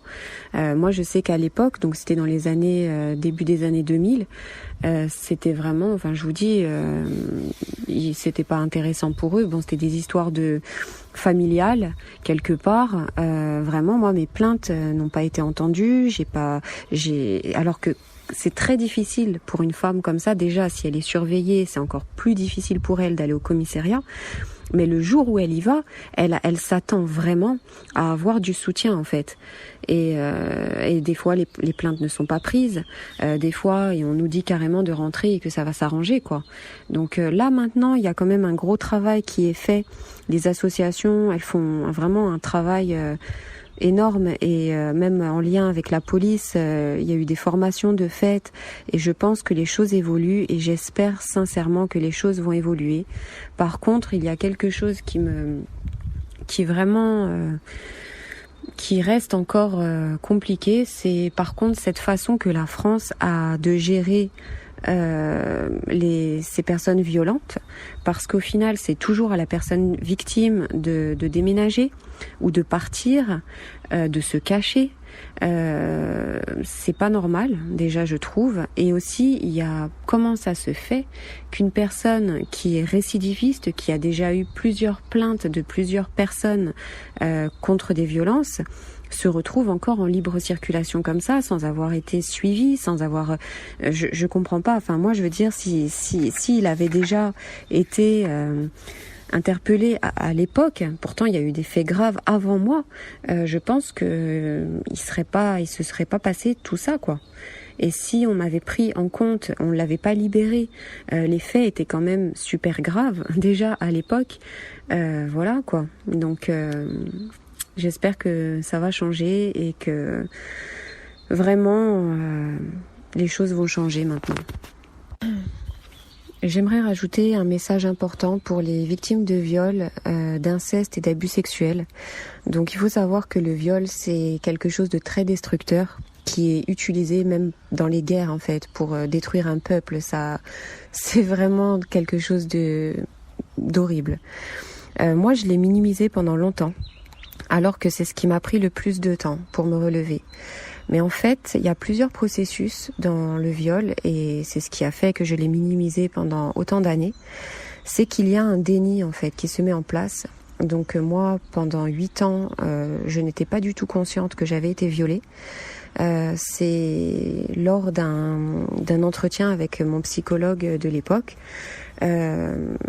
qui, en lui racontant comme ça, enfin pour moi une histoire qui était banale, et me dit mais madame, c'est là ce que vous me racontez, c'est un viol. Et je lui dis mais non. Et puis après, bon, en réfléchissant, je dis oui, en effet, ouais, vraiment oui, j'ai été violée. Et du coup, c'est vraiment le cerveau qui se met en sécurité pour ne pas repenser à ces moments tellement traumatisants que du coup, il préfère oublier en fait. C'est vraiment, il se met en mode sécure et il privilégie la vie, enfin plutôt que parce que de repenser à ça, ça peut faire péter un plomb quoi. Donc voilà, il y a le déni. Donc il y a des gens à qui ça peut durer 20 ans, 10 ans. Pour ma part, ça a duré 8 ans. Il y a aussi la dissociation. Donc en fait, on sort carrément de notre corps. C'est vraiment, moi je me souviens encore le moment où ça m'est arrivé, où je me suis même vue flotter. Et en fait, je n'étais plus mon corps en fait. Moi, j'étais dans mes rêves, dans mes nuages, enfin voilà, et mon corps subissait des choses, mais moi je ne les ressentais plus en fait. Je m'étais insensibilisée totalement. Donc ça, cette dissociation, elle a duré tout le temps de mon déni, jusqu'à ce que je réalise que j'ai été violée. Et donc pendant des années, j'étais même insensible à la douleur physique. Enfin, c'était vraiment, c'est impressionnant, mais c'est vraiment aussi le corps qui se met en mode sécurité pour ne pas avoir à souffrir trop et les horreurs qu'on nous inflige en fait.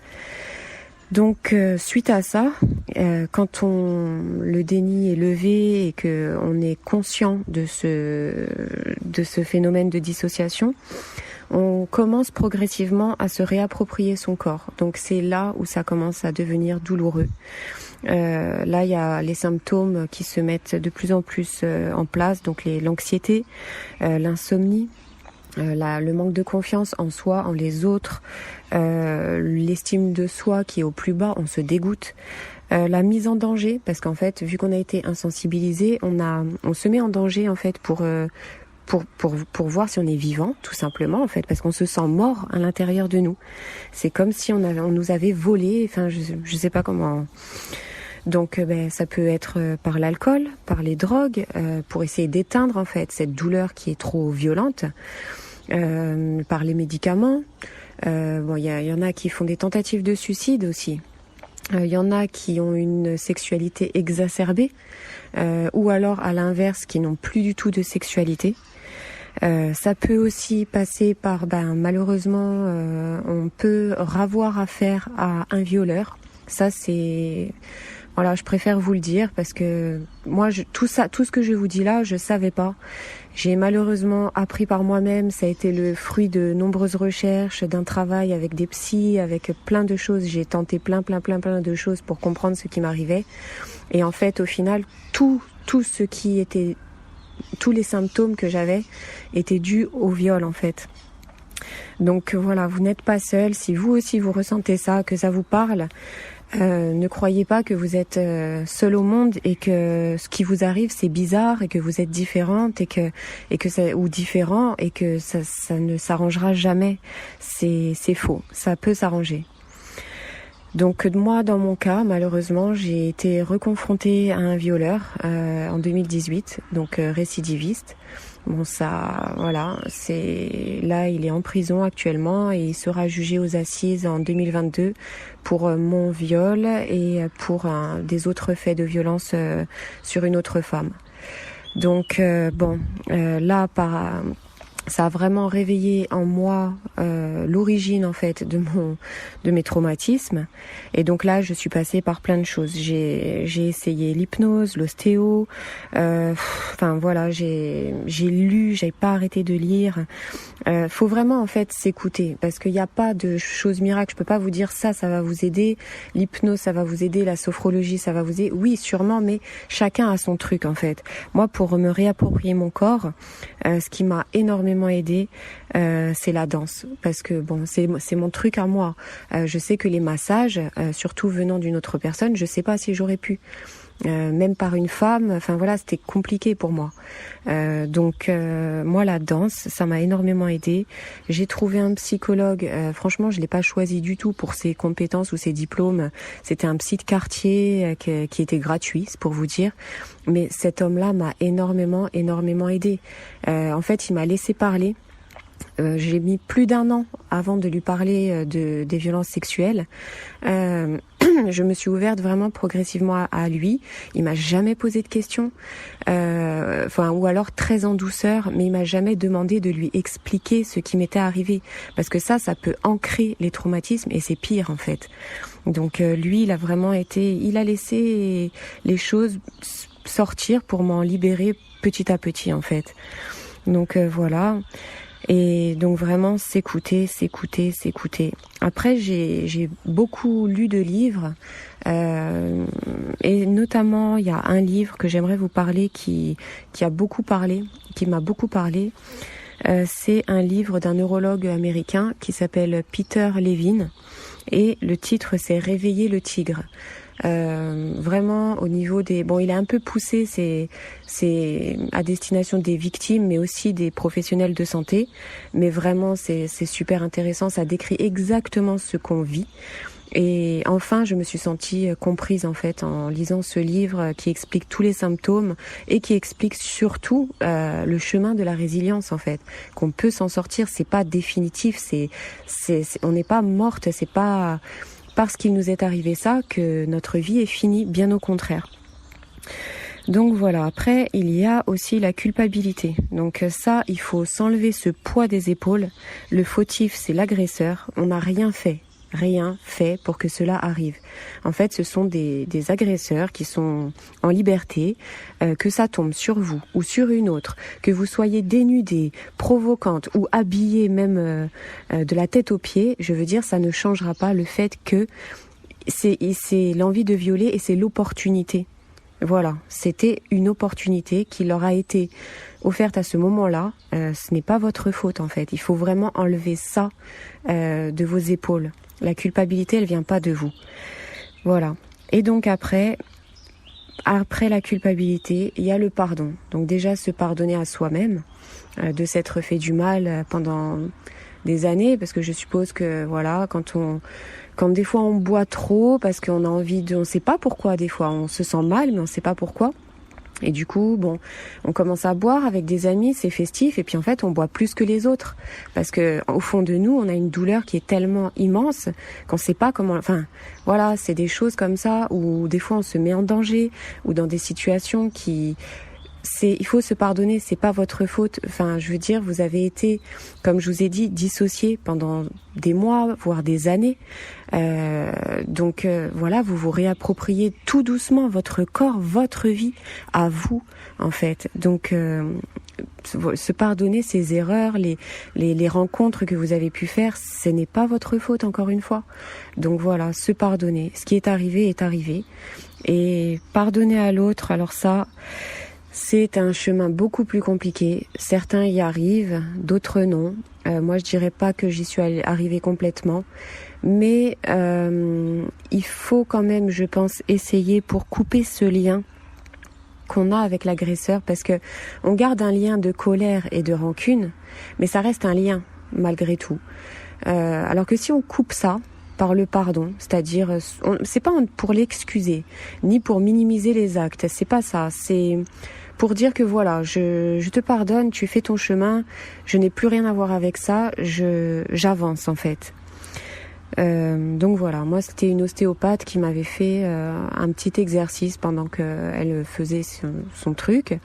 Elle m'avait dit, vous imaginez que vous êtes sur un chemin avec lui, que vous lui tenez la main, et puis là, vous déposez les bagages comme si, et vous le regardez et vous lui dites, voilà, c'est bon, je te laisse là, et vous continuez votre chemin. Enfin, en gros, un petit exercice comme ça de visualisation, et ça m'avait beaucoup aidé, quoi. Donc voilà. Après tout ça, vous allez entamer un processus donc de résilience. Donc il y aura vraiment des hauts, des bas, il y aura vraiment des trous noirs, je vais pas vous le cacher. Il y aura des moments où ça va aller, il y aura des moments où ça n'ira pas, où vous allez avoir besoin de vous isoler parce que vous vous sentez différente en fait. Donc mais croyez-moi, même si des fois ça tourne à vide et vous vous dites que c'est pas possible, vous arriverez pas à vous en sortir, croyez-moi, tout finit par passer, tout. Je sais pas, la vie elle reprend toujours ses droits. Je sais pas si en Corse on a beaucoup d'incendies malheureusement. Et je sais pas si vous vous souvenez, il y a plusieurs années dans le désert des Agriades sur la route de Saint-Florent, il y a eu un grand incendie. Et après les incendies, tout était noir. Plus d'arbres, la terre noire, tout est brûlé, plus un signe de vie. C'était vraiment, c'était voilà une vision de fin du monde quoi. Et là on se dit mais à quel moment la vie peut reprendre ? Tout est carbonisé, comment c'est possible ? Et petit à petit voilà, une herbe qui a poussé, la pluie qui est tombée. Un autre arbre qui a commencé à pousser, un bourgeon par-ci, par-là, et la vie a repris son droit. Et maintenant, quand on passe, ça n'a plus rien à voir. On se demande même, on arrive même à peine à voir le souvenir de ces incendies. Donc voilà. Donc le chemin de la résilience, il est long, mais je vais être franche. Vous serez plus jamais la même personne. Mais comme le phénix, on renaît de ses cendres et la personne que l'on devient, elle est magnifique, elle est extraordinaire. C'est vraiment, là il n'y a plus de non-retour, mais dans le mieux en fait. Et c'est ça que je veux vous faire passer comme message, c'est que vous n'êtes pas condamné en fait. Vous avez été victime, mais vous n'êtes plus victime. Et là, ce qui va vous arriver après cette transformation, c'est que du positif. C'est vraiment que du meilleur pour vous. Je voudrais finir avec ces quelques citations. Tout être blessé est contraint à la métamorphose de Boris Cyrulnik. Et vous avez le pouvoir de transformer vos cicatrices et particularités en force pour les porter fièrement. Elles font partie de vous, de Chloé Crépin. Au Japon, il y a un art qui s'appelle kintsugi et il répare les faïences avec de l'or, ce qui symbolise que l'objet est encore plus beau après avoir été cassé. C'est un art ancestral qui répare les poteries avec de l'or. Ainsi réparé, l'objet prend paradoxalement toute sa valeur d'avoir été brisé. Orné de sa cicatrice, il raconte son histoire et nous enseigne qu'un accident n'est pas une fin en soi, mais peut devenir le début de quelque chose de plus beau. Voilà, je vous souhaite tout le bonheur du monde. Moi, j'ai envie qu'une personne qui va écouter, par exemple, ce podcast puisse aussi être libre, en fait, de comment elle a à le vivre ou comment elle devrait qu'elle sente pas qu'il y a une façon de vivre les choses ou qu'il y a des répercussions qui sont telles et telles. Et du coup, ça peut être vachement enfermant d'entendre ça aussi, d'entendre que finalement, j'ai vécu des violences, donc du coup, je vais forcément vivre des affects dépressifs, de l'anxiété, un traumatisme durable. Et vous voyez, donc c'est aussi pour ouvrir un petit peu. Et après, l'idée, c'est que petit à petit, on puisse amener la personne à se construire un discours, à se raconter par rapport à cet événement de violence et faire en sorte, si la personne l'a vécu comme une expérience traumatique, que cette expérience qui est fixée dans ce qu'on appelle la mémoire traumatique puisse faire son chemin et doucement s'intégrer, prendre sa place dans la mémoire autobiographique. Ça, c'est tout ce qu'on sait par rapport au psychotraumatisme. Donc voilà, on laisse la personne finalement se raconter et puis nommer un petit peu les choses au fur et à mesure. Donc, l'agression que j'ai subie cet été, on va employer le mot, c'était un viol. Donc c'était après une soirée avec des filles, des copines à Bastia. Et j'avais des potes qui étaient venus me chercher, des garçons. Et on était montés à Cardes pour finir la soirée. Et il y avait un garçon que j'avais vu une seule fois à Porticcio. Et que je trouvais franchement pas mal quoi. Mais j'étais pressée en rien du tout. Et donc on joue, l'alcool se fait ressentir, etc. Et on joue à Action Chiche ou Vérité. Et je reçois l'action, c'est de monter 5 minutes dans la chambre avec ce monsieur qu'on va appeler Monsieur X. Donc c'est de monter 5 minutes dans la chambre avec Monsieur X. Il faut savoir que dans la maison, il n'y avait que 2 pièces. Donc il y a la pièce principale et la chambre. Donc c'était pas vraiment la chambre pour le côté chambre, intimité et tout ça. C'était juste parce que c'était la seule autre pièce de la maison. Donc j'accepte et en riant, je dis à tout le monde, ouais, si vous voulez, je le fais, mais ne vous attendez à rien. Moi, je vais rien faire. Donc jusque-là, tout va bien, on monte, on discute et puis il commence à m'embrasser, il me met sur le lit et tout et enfin, je me dis ouais, j'ai pas trop envie et tout, j'ai pas envie quoi, je suis pas chaud, je le connaissais pas. En plus, j'étais en train de me rabiboucher un peu avec mon ex, donc voilà. Et je vois qu'il force, il commence à me toucher, me faire des bisous, il m'a même fait un suçon dans le cou que j'ai remarqué le lendemain. Et je voulais pas, je lui disais non, arrête, stop. Et à un moment donné, je me lève du lit, donc je me mets face à la fenêtre. Et je commence à me rhabiller parce qu'il m'avait soulevé la jupe. J'étais en jupe et j'avais un shorty en dessous. Donc je commence à retirer le short et rebaisser la jupe. Et au moment où je fais pour partir, en fait, pour prendre les escaliers et redescendre là où les autres étaient, il me prend et il me tire encore sur le lit. Et il m'écrase de tout son poids. Il faut savoir qu'il était... Enfin, je fais 1m60, il faisait genre 1m80 et il était militaire. Donc, il était assez corpulent, quoi. Il m'écrasait sous son poids, en fait. Et c'est à ce moment-là que, tout est devenu... Enfin, tout a pris un tournant vraiment beaucoup plus grave que ce que je pensais en me levant la première fois du lit. Donc, il m'écrasait, il me met ma main dans son caleçon, je lui dis non, je la retire, je lui dis arrête, stop, j'ai pas envie, non, mais j'ai dû lui dire non une 50aine de fois. Et il continue, il me met des doigts, et il commence à baisser son caleçon. Et c'est au moment où je sens qu'il a posé son sexe à côté de mon vagin, que je sais pas d'où je l'ai trouvé. Mais souvent, ça arrive pour les victimes. Et j'ai trouvé une force, mais surhumaine. J'ai réussi à le pousser avec un bras sur le côté et à vite descendre en bas. Et je sais pas d'où j'ai trouvé cette force, mais je l'ai trouvée. Et tant mieux, parce que sinon, peut-être que ça aurait été beaucoup plus loin. Même si c'est déjà allé beaucoup trop loin. Hein, on va pas se mytho. Donc je suis redescendue en bas et j'ai dit directement aux autres faudra apprendre à votre pote que quand je dis non, c'est non.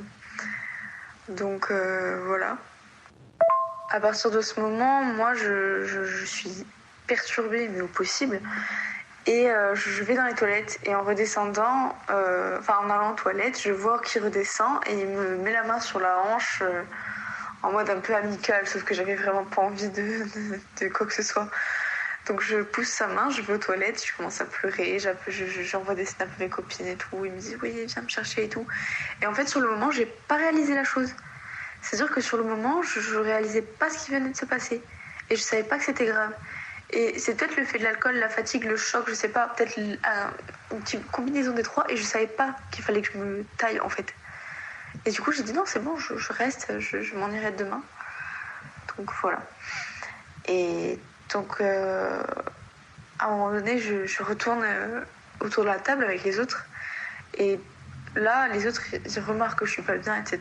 Et je dis plus un mot et tout, alors que d'habitude, je rigole, je dis des conneries et tout.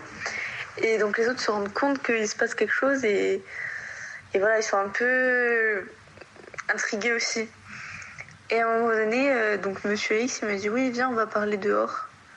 Et je lui dis ouais, mais on se met devant la baie vitrée parce que moi je me chiais dessus en fait. Donc je lui dis ok, on va devant la baie vitrée. Et en fait c'est à ce moment-là que j'ai compris que il n'était pas du tout conscient de ce qu'il avait fait. C'est-à-dire que je lui disais tu te rends compte ce que tu viens de faire, etc. Alors que moi-même je me rendais pas compte à ce moment-là, mais je sais pas pourquoi, mais c'est étrange comme sensation. Je me rendais pas compte que j'étais en danger, mais je me rendais compte que c'était pas normal. Et du coup, je lui ai fait une leçon de morale en lui disant que c'est pas bien, c'est du viol, c'est mal ce qu'il a fait, c'est vraiment pas bien. Et lui, il était là, il me disait mais non, mais tu peux me demander à mes potes, tu verras, ils te diront que je suis un garçon bien, etc. Je suis pas un connard, nanana. Et il me disait ça en boucle. Et c'est à ce moment-là que j'ai compris en fait qu'il était tellement torché et peut-être bête aussi que en fait il comprenait pas ce que je lui disais et il comprenait pas son erreur et il comprenait pas que il venait de me violer en fait et il le comprenait pas, il arrivait pas à comprendre ça. Et donc je suis rentrée dans l'appartement, et ensuite ils sont partis, etc. Dans la nuit j'ai fait une crise d'angoisse du futur alors que ça faisait genre au moins 10 ans que j'en avais pas fait. Voilà, c'était assez compliqué. Le lendemain, je suis rentrée chez moi. Je voulais pas voir ma mère parce que je savais j'allais lui parler de ça et j'avais pas envie de ça. Donc, je me suis vite éclipsée avec mes copines. On est ressortis, etc. Donc, c'était compliqué. Soirée compliquée. J'ai vraiment beaucoup bu, beaucoup trop bu. Je pleurais, je criais, je pleurais. J'étais vraiment. Mais. Vraiment, c'était pas dans mes habitudes de boire autant et de faire des trucs comme ça. Donc voilà, et à la suite de ça, j'ai porté plainte.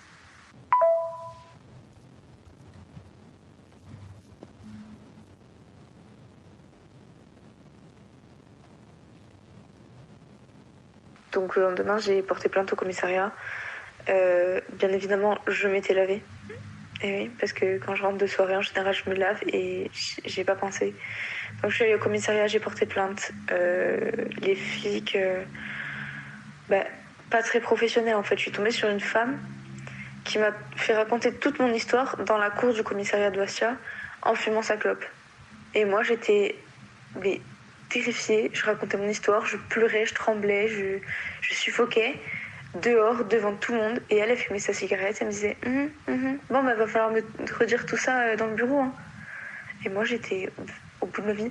C'était un moment hyper humiliant, sachant qu'il y avait les gens qui venaient pour des amendes, des trucs comme ça, et qui faisaient des va-et-vient devant moi en train de mourir en fait littéralement sur une chaise à côté d'une policière qui fumait sa cigarette.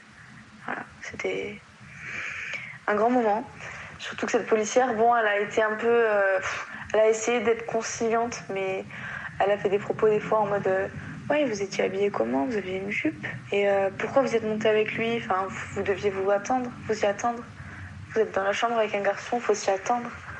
Ouais, mais enfin, vous vouliez pas, mais bon, vous vouliez un peu quand même. Hein. Cette phrase, elle m'a traumatisée. Et même aujourd'hui, alors que ça fait plus de 6 mois que ça s'est passé, je me souviens encore de cette phrase en fait.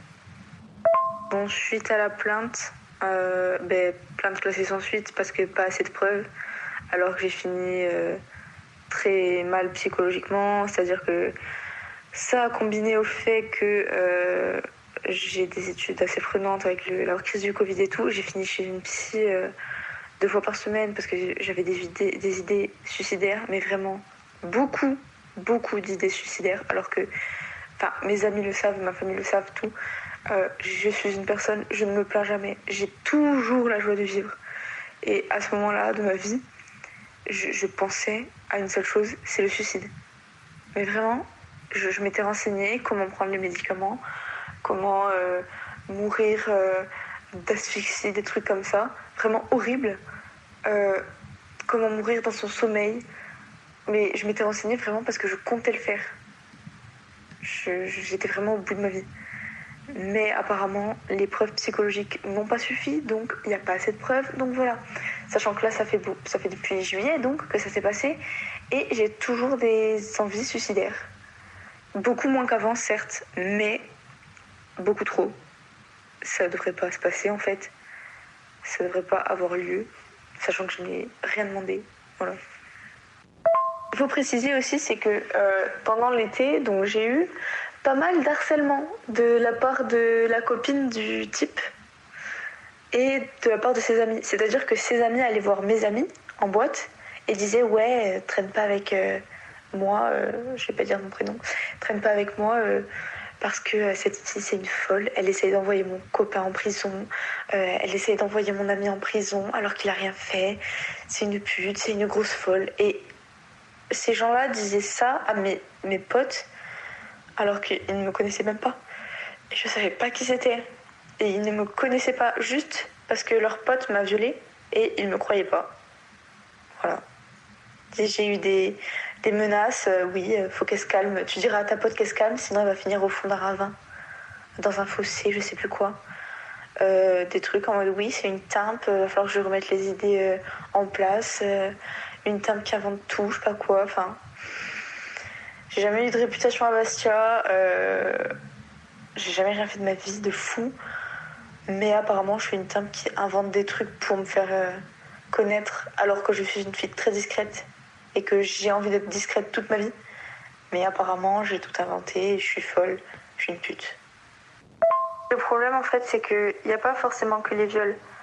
C'est beaucoup trop de choses, trop d'agressions, trop de sexisme et d'agressions sexuelles tous les jours. C'est-à-dire que actuellement j'ai 20 ans et j'ai déjà 4 agressions sexuelles à mon actif, si on peut dire ça comme ça. Et j'en ai porté plainte que pour une. Parce que les autres, je sais pertinemment que ça ne va jamais donner suite à mes plaintes.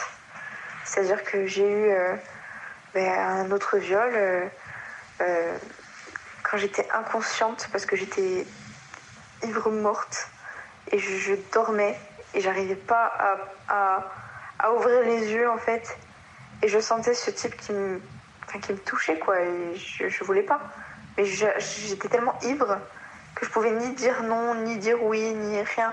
Je bougeais même pas, je ne bougeais pas, j'étais en train de comater en fait, et lui il s'en foutait, il le faisait. Ensuite j'ai eu aussi un type qui, je ne le connaissais pas, on ne se connaissait pas, on ne s'était jamais parlé, et on s'est retrouvés à un anniversaire ensemble, et il m'a dit oui, accompagne-moi fumer, etc. Et vu que c'était l'ami de mes amis, je me suis dit je peux l'accompagner fumer. Et au final il m'a pris contre un camion, il a glissé sa main dans mon pantalon, et du coup je l'ai poussé, vraiment j'ai du mal à le pousser, mais je l'ai poussé, et il me dit quoi, je pensais que tu avais envie de coucher avec moi, alors que je ne le connais pas, je lui ai jamais parlé. Et le seul truc que j'ai fait, c'est de l'accompagner fumer. Donc voilà. Et la troisième agression sexuelle, mis à part celle que j'ai racontée tout à l'heure, c'est que pendant 1 an, j'ai vécu du viol conjugal de mes 15 à 16 ans. Et je n'avais même pas confiance que c'était du viol jusqu'à mes 18 ans à peu près. Donc pendant 2 ans, j'étais dans le déni, je savais pas que c'était du viol. Et je pensais que c'était ça la sexualité, que c'était toujours... monsieur veut, alors moi je le fais, même si j'ai pas envie. Il insiste, je le fais. Il insiste pendant 2 heures, je pleure, il le fait. Pas de souci, c'est ça, c'est normal. Je peux me plier aux demandes de monsieur. Et je pensais que c'était ça en fait la sexualité, et ça m'a vraiment beaucoup affectée. Donc voilà. Et aujourd'hui j'ai encore des séquelles puisque ma psychologue qui me suit donc depuis cet été, elle m'a dit que en fait, je voyais les hommes comme des objets sexuels. Il n'y avait plus de tendresse. Je n'avais plus de tendresse envers les hommes, plus d'amour, plus d'affection, rien. Je voyais juste les hommes comme un objet sexuel. On se voit, on fait nos affaires et ciao. Pas de bisous, pas de câlins, rien. Et depuis qu'il s'est passé ça, surtout cet été, je ne ressens absolument aucune attirance envers les hommes en fait. Et quand je trouve un homme pour un coup d'un soir ou quoi, j'ai besoin que le sexe soit très violent, qu'il y ait des claques, qu'il y ait de la violence, que ce soit fort. Sinon, je prends pas de plaisir. Voilà. Et ma psychologue me dit que c'est à cause d'un traumatisme, parce que j'ai eu ce rapport de force en fait à cause de mes viols, et que du coup, je vois ça que comme ça.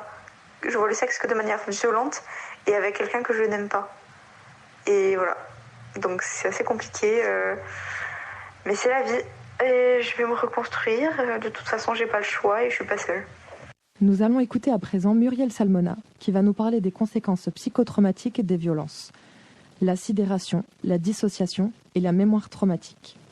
Les violences sont extrêmement traumatisantes. Elles vont avoir un impact lourd sur la personne, sur le cerveau, et vont générer en fait un ensemble de mécanismes de sauvegarde exceptionnels qui vont être à l'origine de la presque totalité des conséquences psychotraumatiques sur les personnes de ces violences.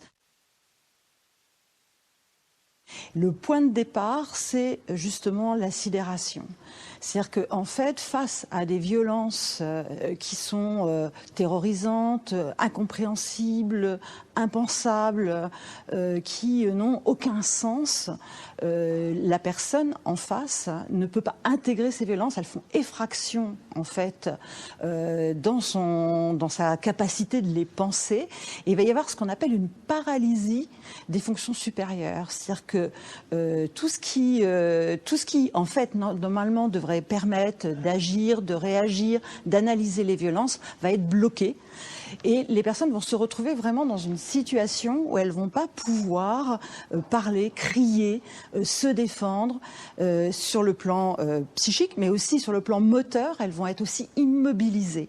Et on sait que, par exemple, pour les violences sexuelles, plus de 70% des personnes qui subissent des violences sexuelles vont avoir cet état de sidération. Il est d'autant plus fréquent que la personne se retrouve piégée avec des situations complètement terrorisante et complètement aussi impensable, enfin qu'on ne peut pas comprendre, par exemple comme un proche, comme un conjoint qui va exercer ces violences, et ça va faire basculer la personne dans un état effectivement de paralysie psychique et de paralysie motrice. Donc ça, c'est ce qu'on appelle la sidération, et on peut le voir sur les IRM. On voit effectivement les fonctions supérieures qui vont être bloquées. Alors c'est souvent ce qu'on peut reprocher aux victimes, c'est pourquoi n'avez-vous pas crié, pourquoi ne vous êtes-vous pas défendu. En fait, c'est tout à fait malheureusement normal par rapport aux violences qui sont exercées. Et plus l'agresseur va avoir une stratégie où il va être terrorisant, où il va être impressionnant, où il va en fait tenir des propos ou avoir des comportements totalement incohérents, plus la sidération va être importante. Et c'est à partir de cette sidération que va se mettre en place une cascade de conséquences qui vont avoir, en fait, qui vont être extrêmement traumatisantes pour la personne et vont avoir un impact sur sa santé à long terme, que ce soit la santé mentale et la santé physique. Ce qui se passe, c'est qu'à partir du moment où les fonctions supérieures sont paralysées, elles ne peuvent plus moduler la réponse émotionnelle. Dans le cerveau, on a une petite structure qui s'appelle l'amygdale cérébrale, qui s'allume en cas de danger, qui fait sécréter par les surrénales de l'adrénaline et du cortisol qui permettent à l'organisme de se préparer à agir, à fuir face à des violences. À partir du moment où cette amygdale cérébrale s'allume comme une alarme et qu'il n'y a pas de réponse, elle va continuer à monter en puissance. C'est-à-dire que le fait que la personne ne réagisse pas fait qu'elle continue à hurler, en quelque sorte. Mais très rapidement, on va se retrouver avec des doses d'adrénaline et de cortisol qui représentent un risque vital pour l'organisme et qui vont avoir un effet stress extrême.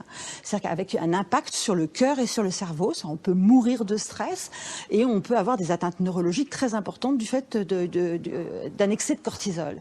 Et à ce moment-là, le cerveau n'a comme moyen pour permettre la survie de l'organisme, de la personne, que de disjoncter exactement comme dans un circuit électrique qui serait en survoltage, où il y a des appareils qui risquent de griller, et du coup ça va disjoncter pour éviter, pour protéger en fait les appareils les plus importants, et pour l'organisme c'est le cœur et le cerveau. Et cette disjonction se fait avec aussi la sécrétion de drogues dures par le cerveau, qui font une sorte de cocktail morphine-kétamine, kétamine, comme un cocktail morphine-kétamine, qui vont complètement anesthésier la personne physiquement et émotionnellement. C'est-à-dire que cette disjonction va faire que l'amygdale cérébrale, la structure qui est à l'origine de la réponse émotionnelle, va être bloquée en quelque sorte, et elle va plus pouvoir faire sécréter de l'adrénaline et de cortisol, donc il va y avoir un stress qui va s'arrêter.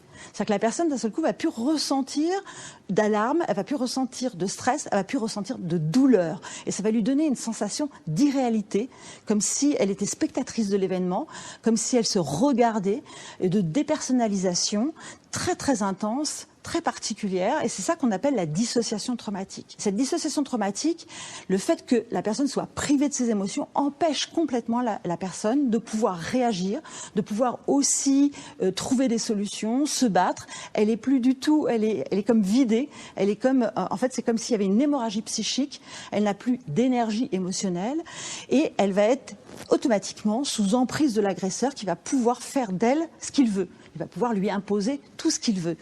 Et cette dissociation traumatique aussi, ça va faire qu'il va y avoir une tolérance à la douleur, une tolérance aux violences très très particulière. C'est-à-dire que les personnes, elles savent qu'elles vivent des violences, mais c'est comme si elles n'étaient pas graves ou comme si ça ne les concernait pas.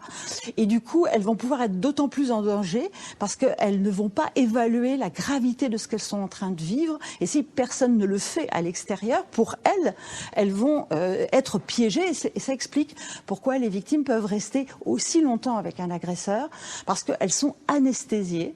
Et puis cette anesthésie aussi émotionnelle et physique va faire que les interlocuteurs, les proches, vont avoir un mal fou à comprendre la victime. Ils vont rien ressentir, parce qu'on ressent grâce à des neurones miroirs qui nous informent sur les émotions d'autrui, mais quand il n'y a pas d'émotion en face de nous, ils vont rien ressentir.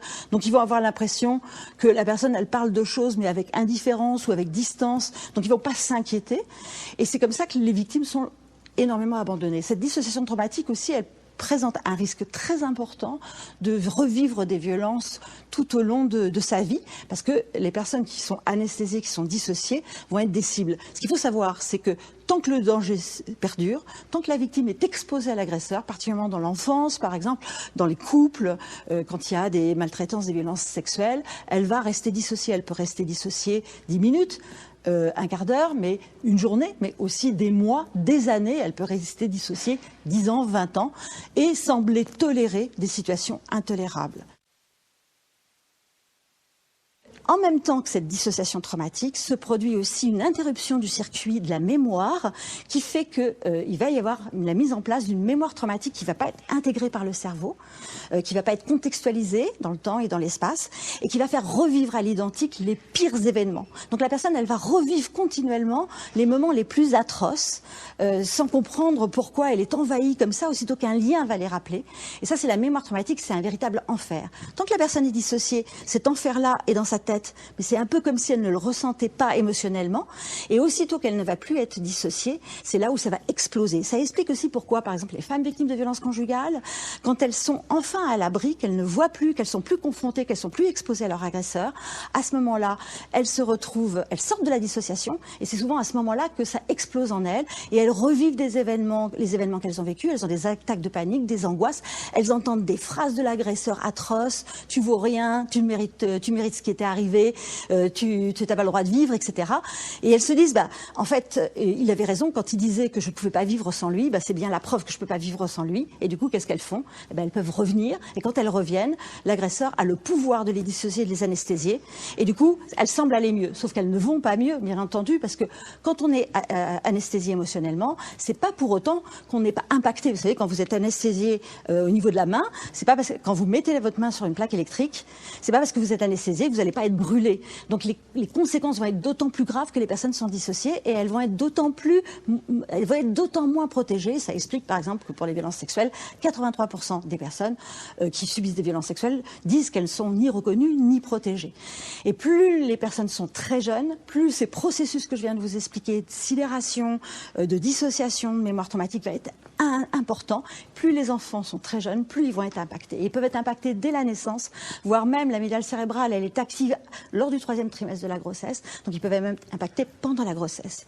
Donc il va falloir vraiment prendre en charge ces victimes, les protéger, comprendre ces éléments-là, ne pas considérer que parce qu'elles n'ont pas pu se défendre, que c'est pas elles qui sont en incapacité de se défendre parce que c'est leur personnalité, c'est que c'est du fait de mécanismes de sauvegarde, elles sont en incapacité de se défendre par rapport à un cerveau qui se met en mode dissocié. Donc c'est des conséquences universelles qui touchent toutes les victimes de violences et qui ne sont pas dues à un choix de la victime, mais qui sont liées aux violences. Et dernière chose, on ne peut pas vivre avec une mémoire traumatique. Si on a une mémoire traumatique, ça veut dire qu'on a un terrain miné qui peut s'allumer aussitôt qu'un lien, une odeur, un bruit, quelque chose qui réveille les violences, quelque chose qui serre le cou, et puis d'un seul coup, c'est l'autre règlement qui revient et la personne, elle se met à étouffer. À ce moment-là, les personnes vont devoir mettre en place des stratégies d'évitement ou des stratégies, ce qu'on appelle les conduites dissociantes, c'est-à-dire qu'il va falloir qu'elles se dissocient pour pouvoir s'anesthésier, pour ne pas vivre ces états atroce, et du coup c'est comme ça qu'il y a un risque très important de consommer de l'alcool, de la drogue, de se mettre en danger, parce qu'on fait monter la personne en fait sans savoir pourquoi, si elle se met en danger, si elle se fait mal, si elle se brûle, si elle se scarifie. Quand elle fait ça, en fait, elle fait monter le stress, elle fait disjoncter le cerveau, et du coup, elle évite de revivre l'événement. Et ça vaut bien mieux d'avoir une douleur que l'on contrôle, plutôt que de revivre un événement atroce où on a failli mourir, où on a été terrorisé, où ça a été l'horreur. Donc du coup, les personnes vont comme ça essayer de survivre comme elles peuvent, non seulement aux violences, mais aux conséquences des violences. Du fait de cette mémoire traumatique qui appartient à l'agresseur, qui colonise la victime, les victimes peuvent avoir l'impression que c'est elles qui pensent qu'elles sont nulles, qu'elles valent rien, que c'est elles qui sont violentes, que c'est elles qui ont une haine vis-à-vis de soi, alors que c'est en fait la haine de l'agresseur qui est en fait en mémoire traumatique en elle, qui est à l'origine de ces réactions. La mémoire traumatique, en fait, c'est vraiment une mémoire qui n'a pas été intégrée en mémoire autobiographique, qui reste bloquée hors temps, comme une machine à remonter le temps, qui fait que aussitôt qu'un lien va rappeler la situation, elle va exploser et faire revivre à l'identique. C'est-à-dire que, par exemple, si on a vécu une violence extrême dans le noir, quand elle va revenir, on va être dans le noir.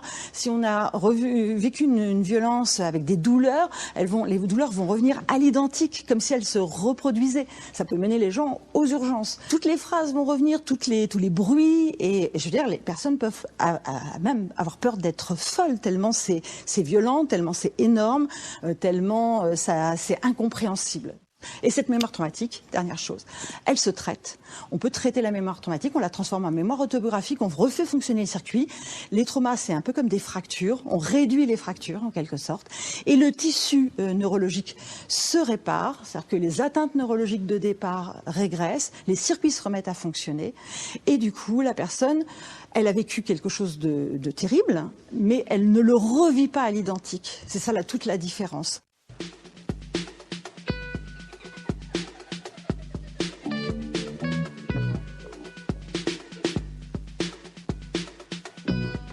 La deuxième partie de l'épisode sur les violences sexistes et sexuelles est terminée. Dans la dernière partie de l'épisode, nous essaierons de voir les potentielles évolutions et parlerons statistiques et linguistique. Merci de nous avoir écoutés.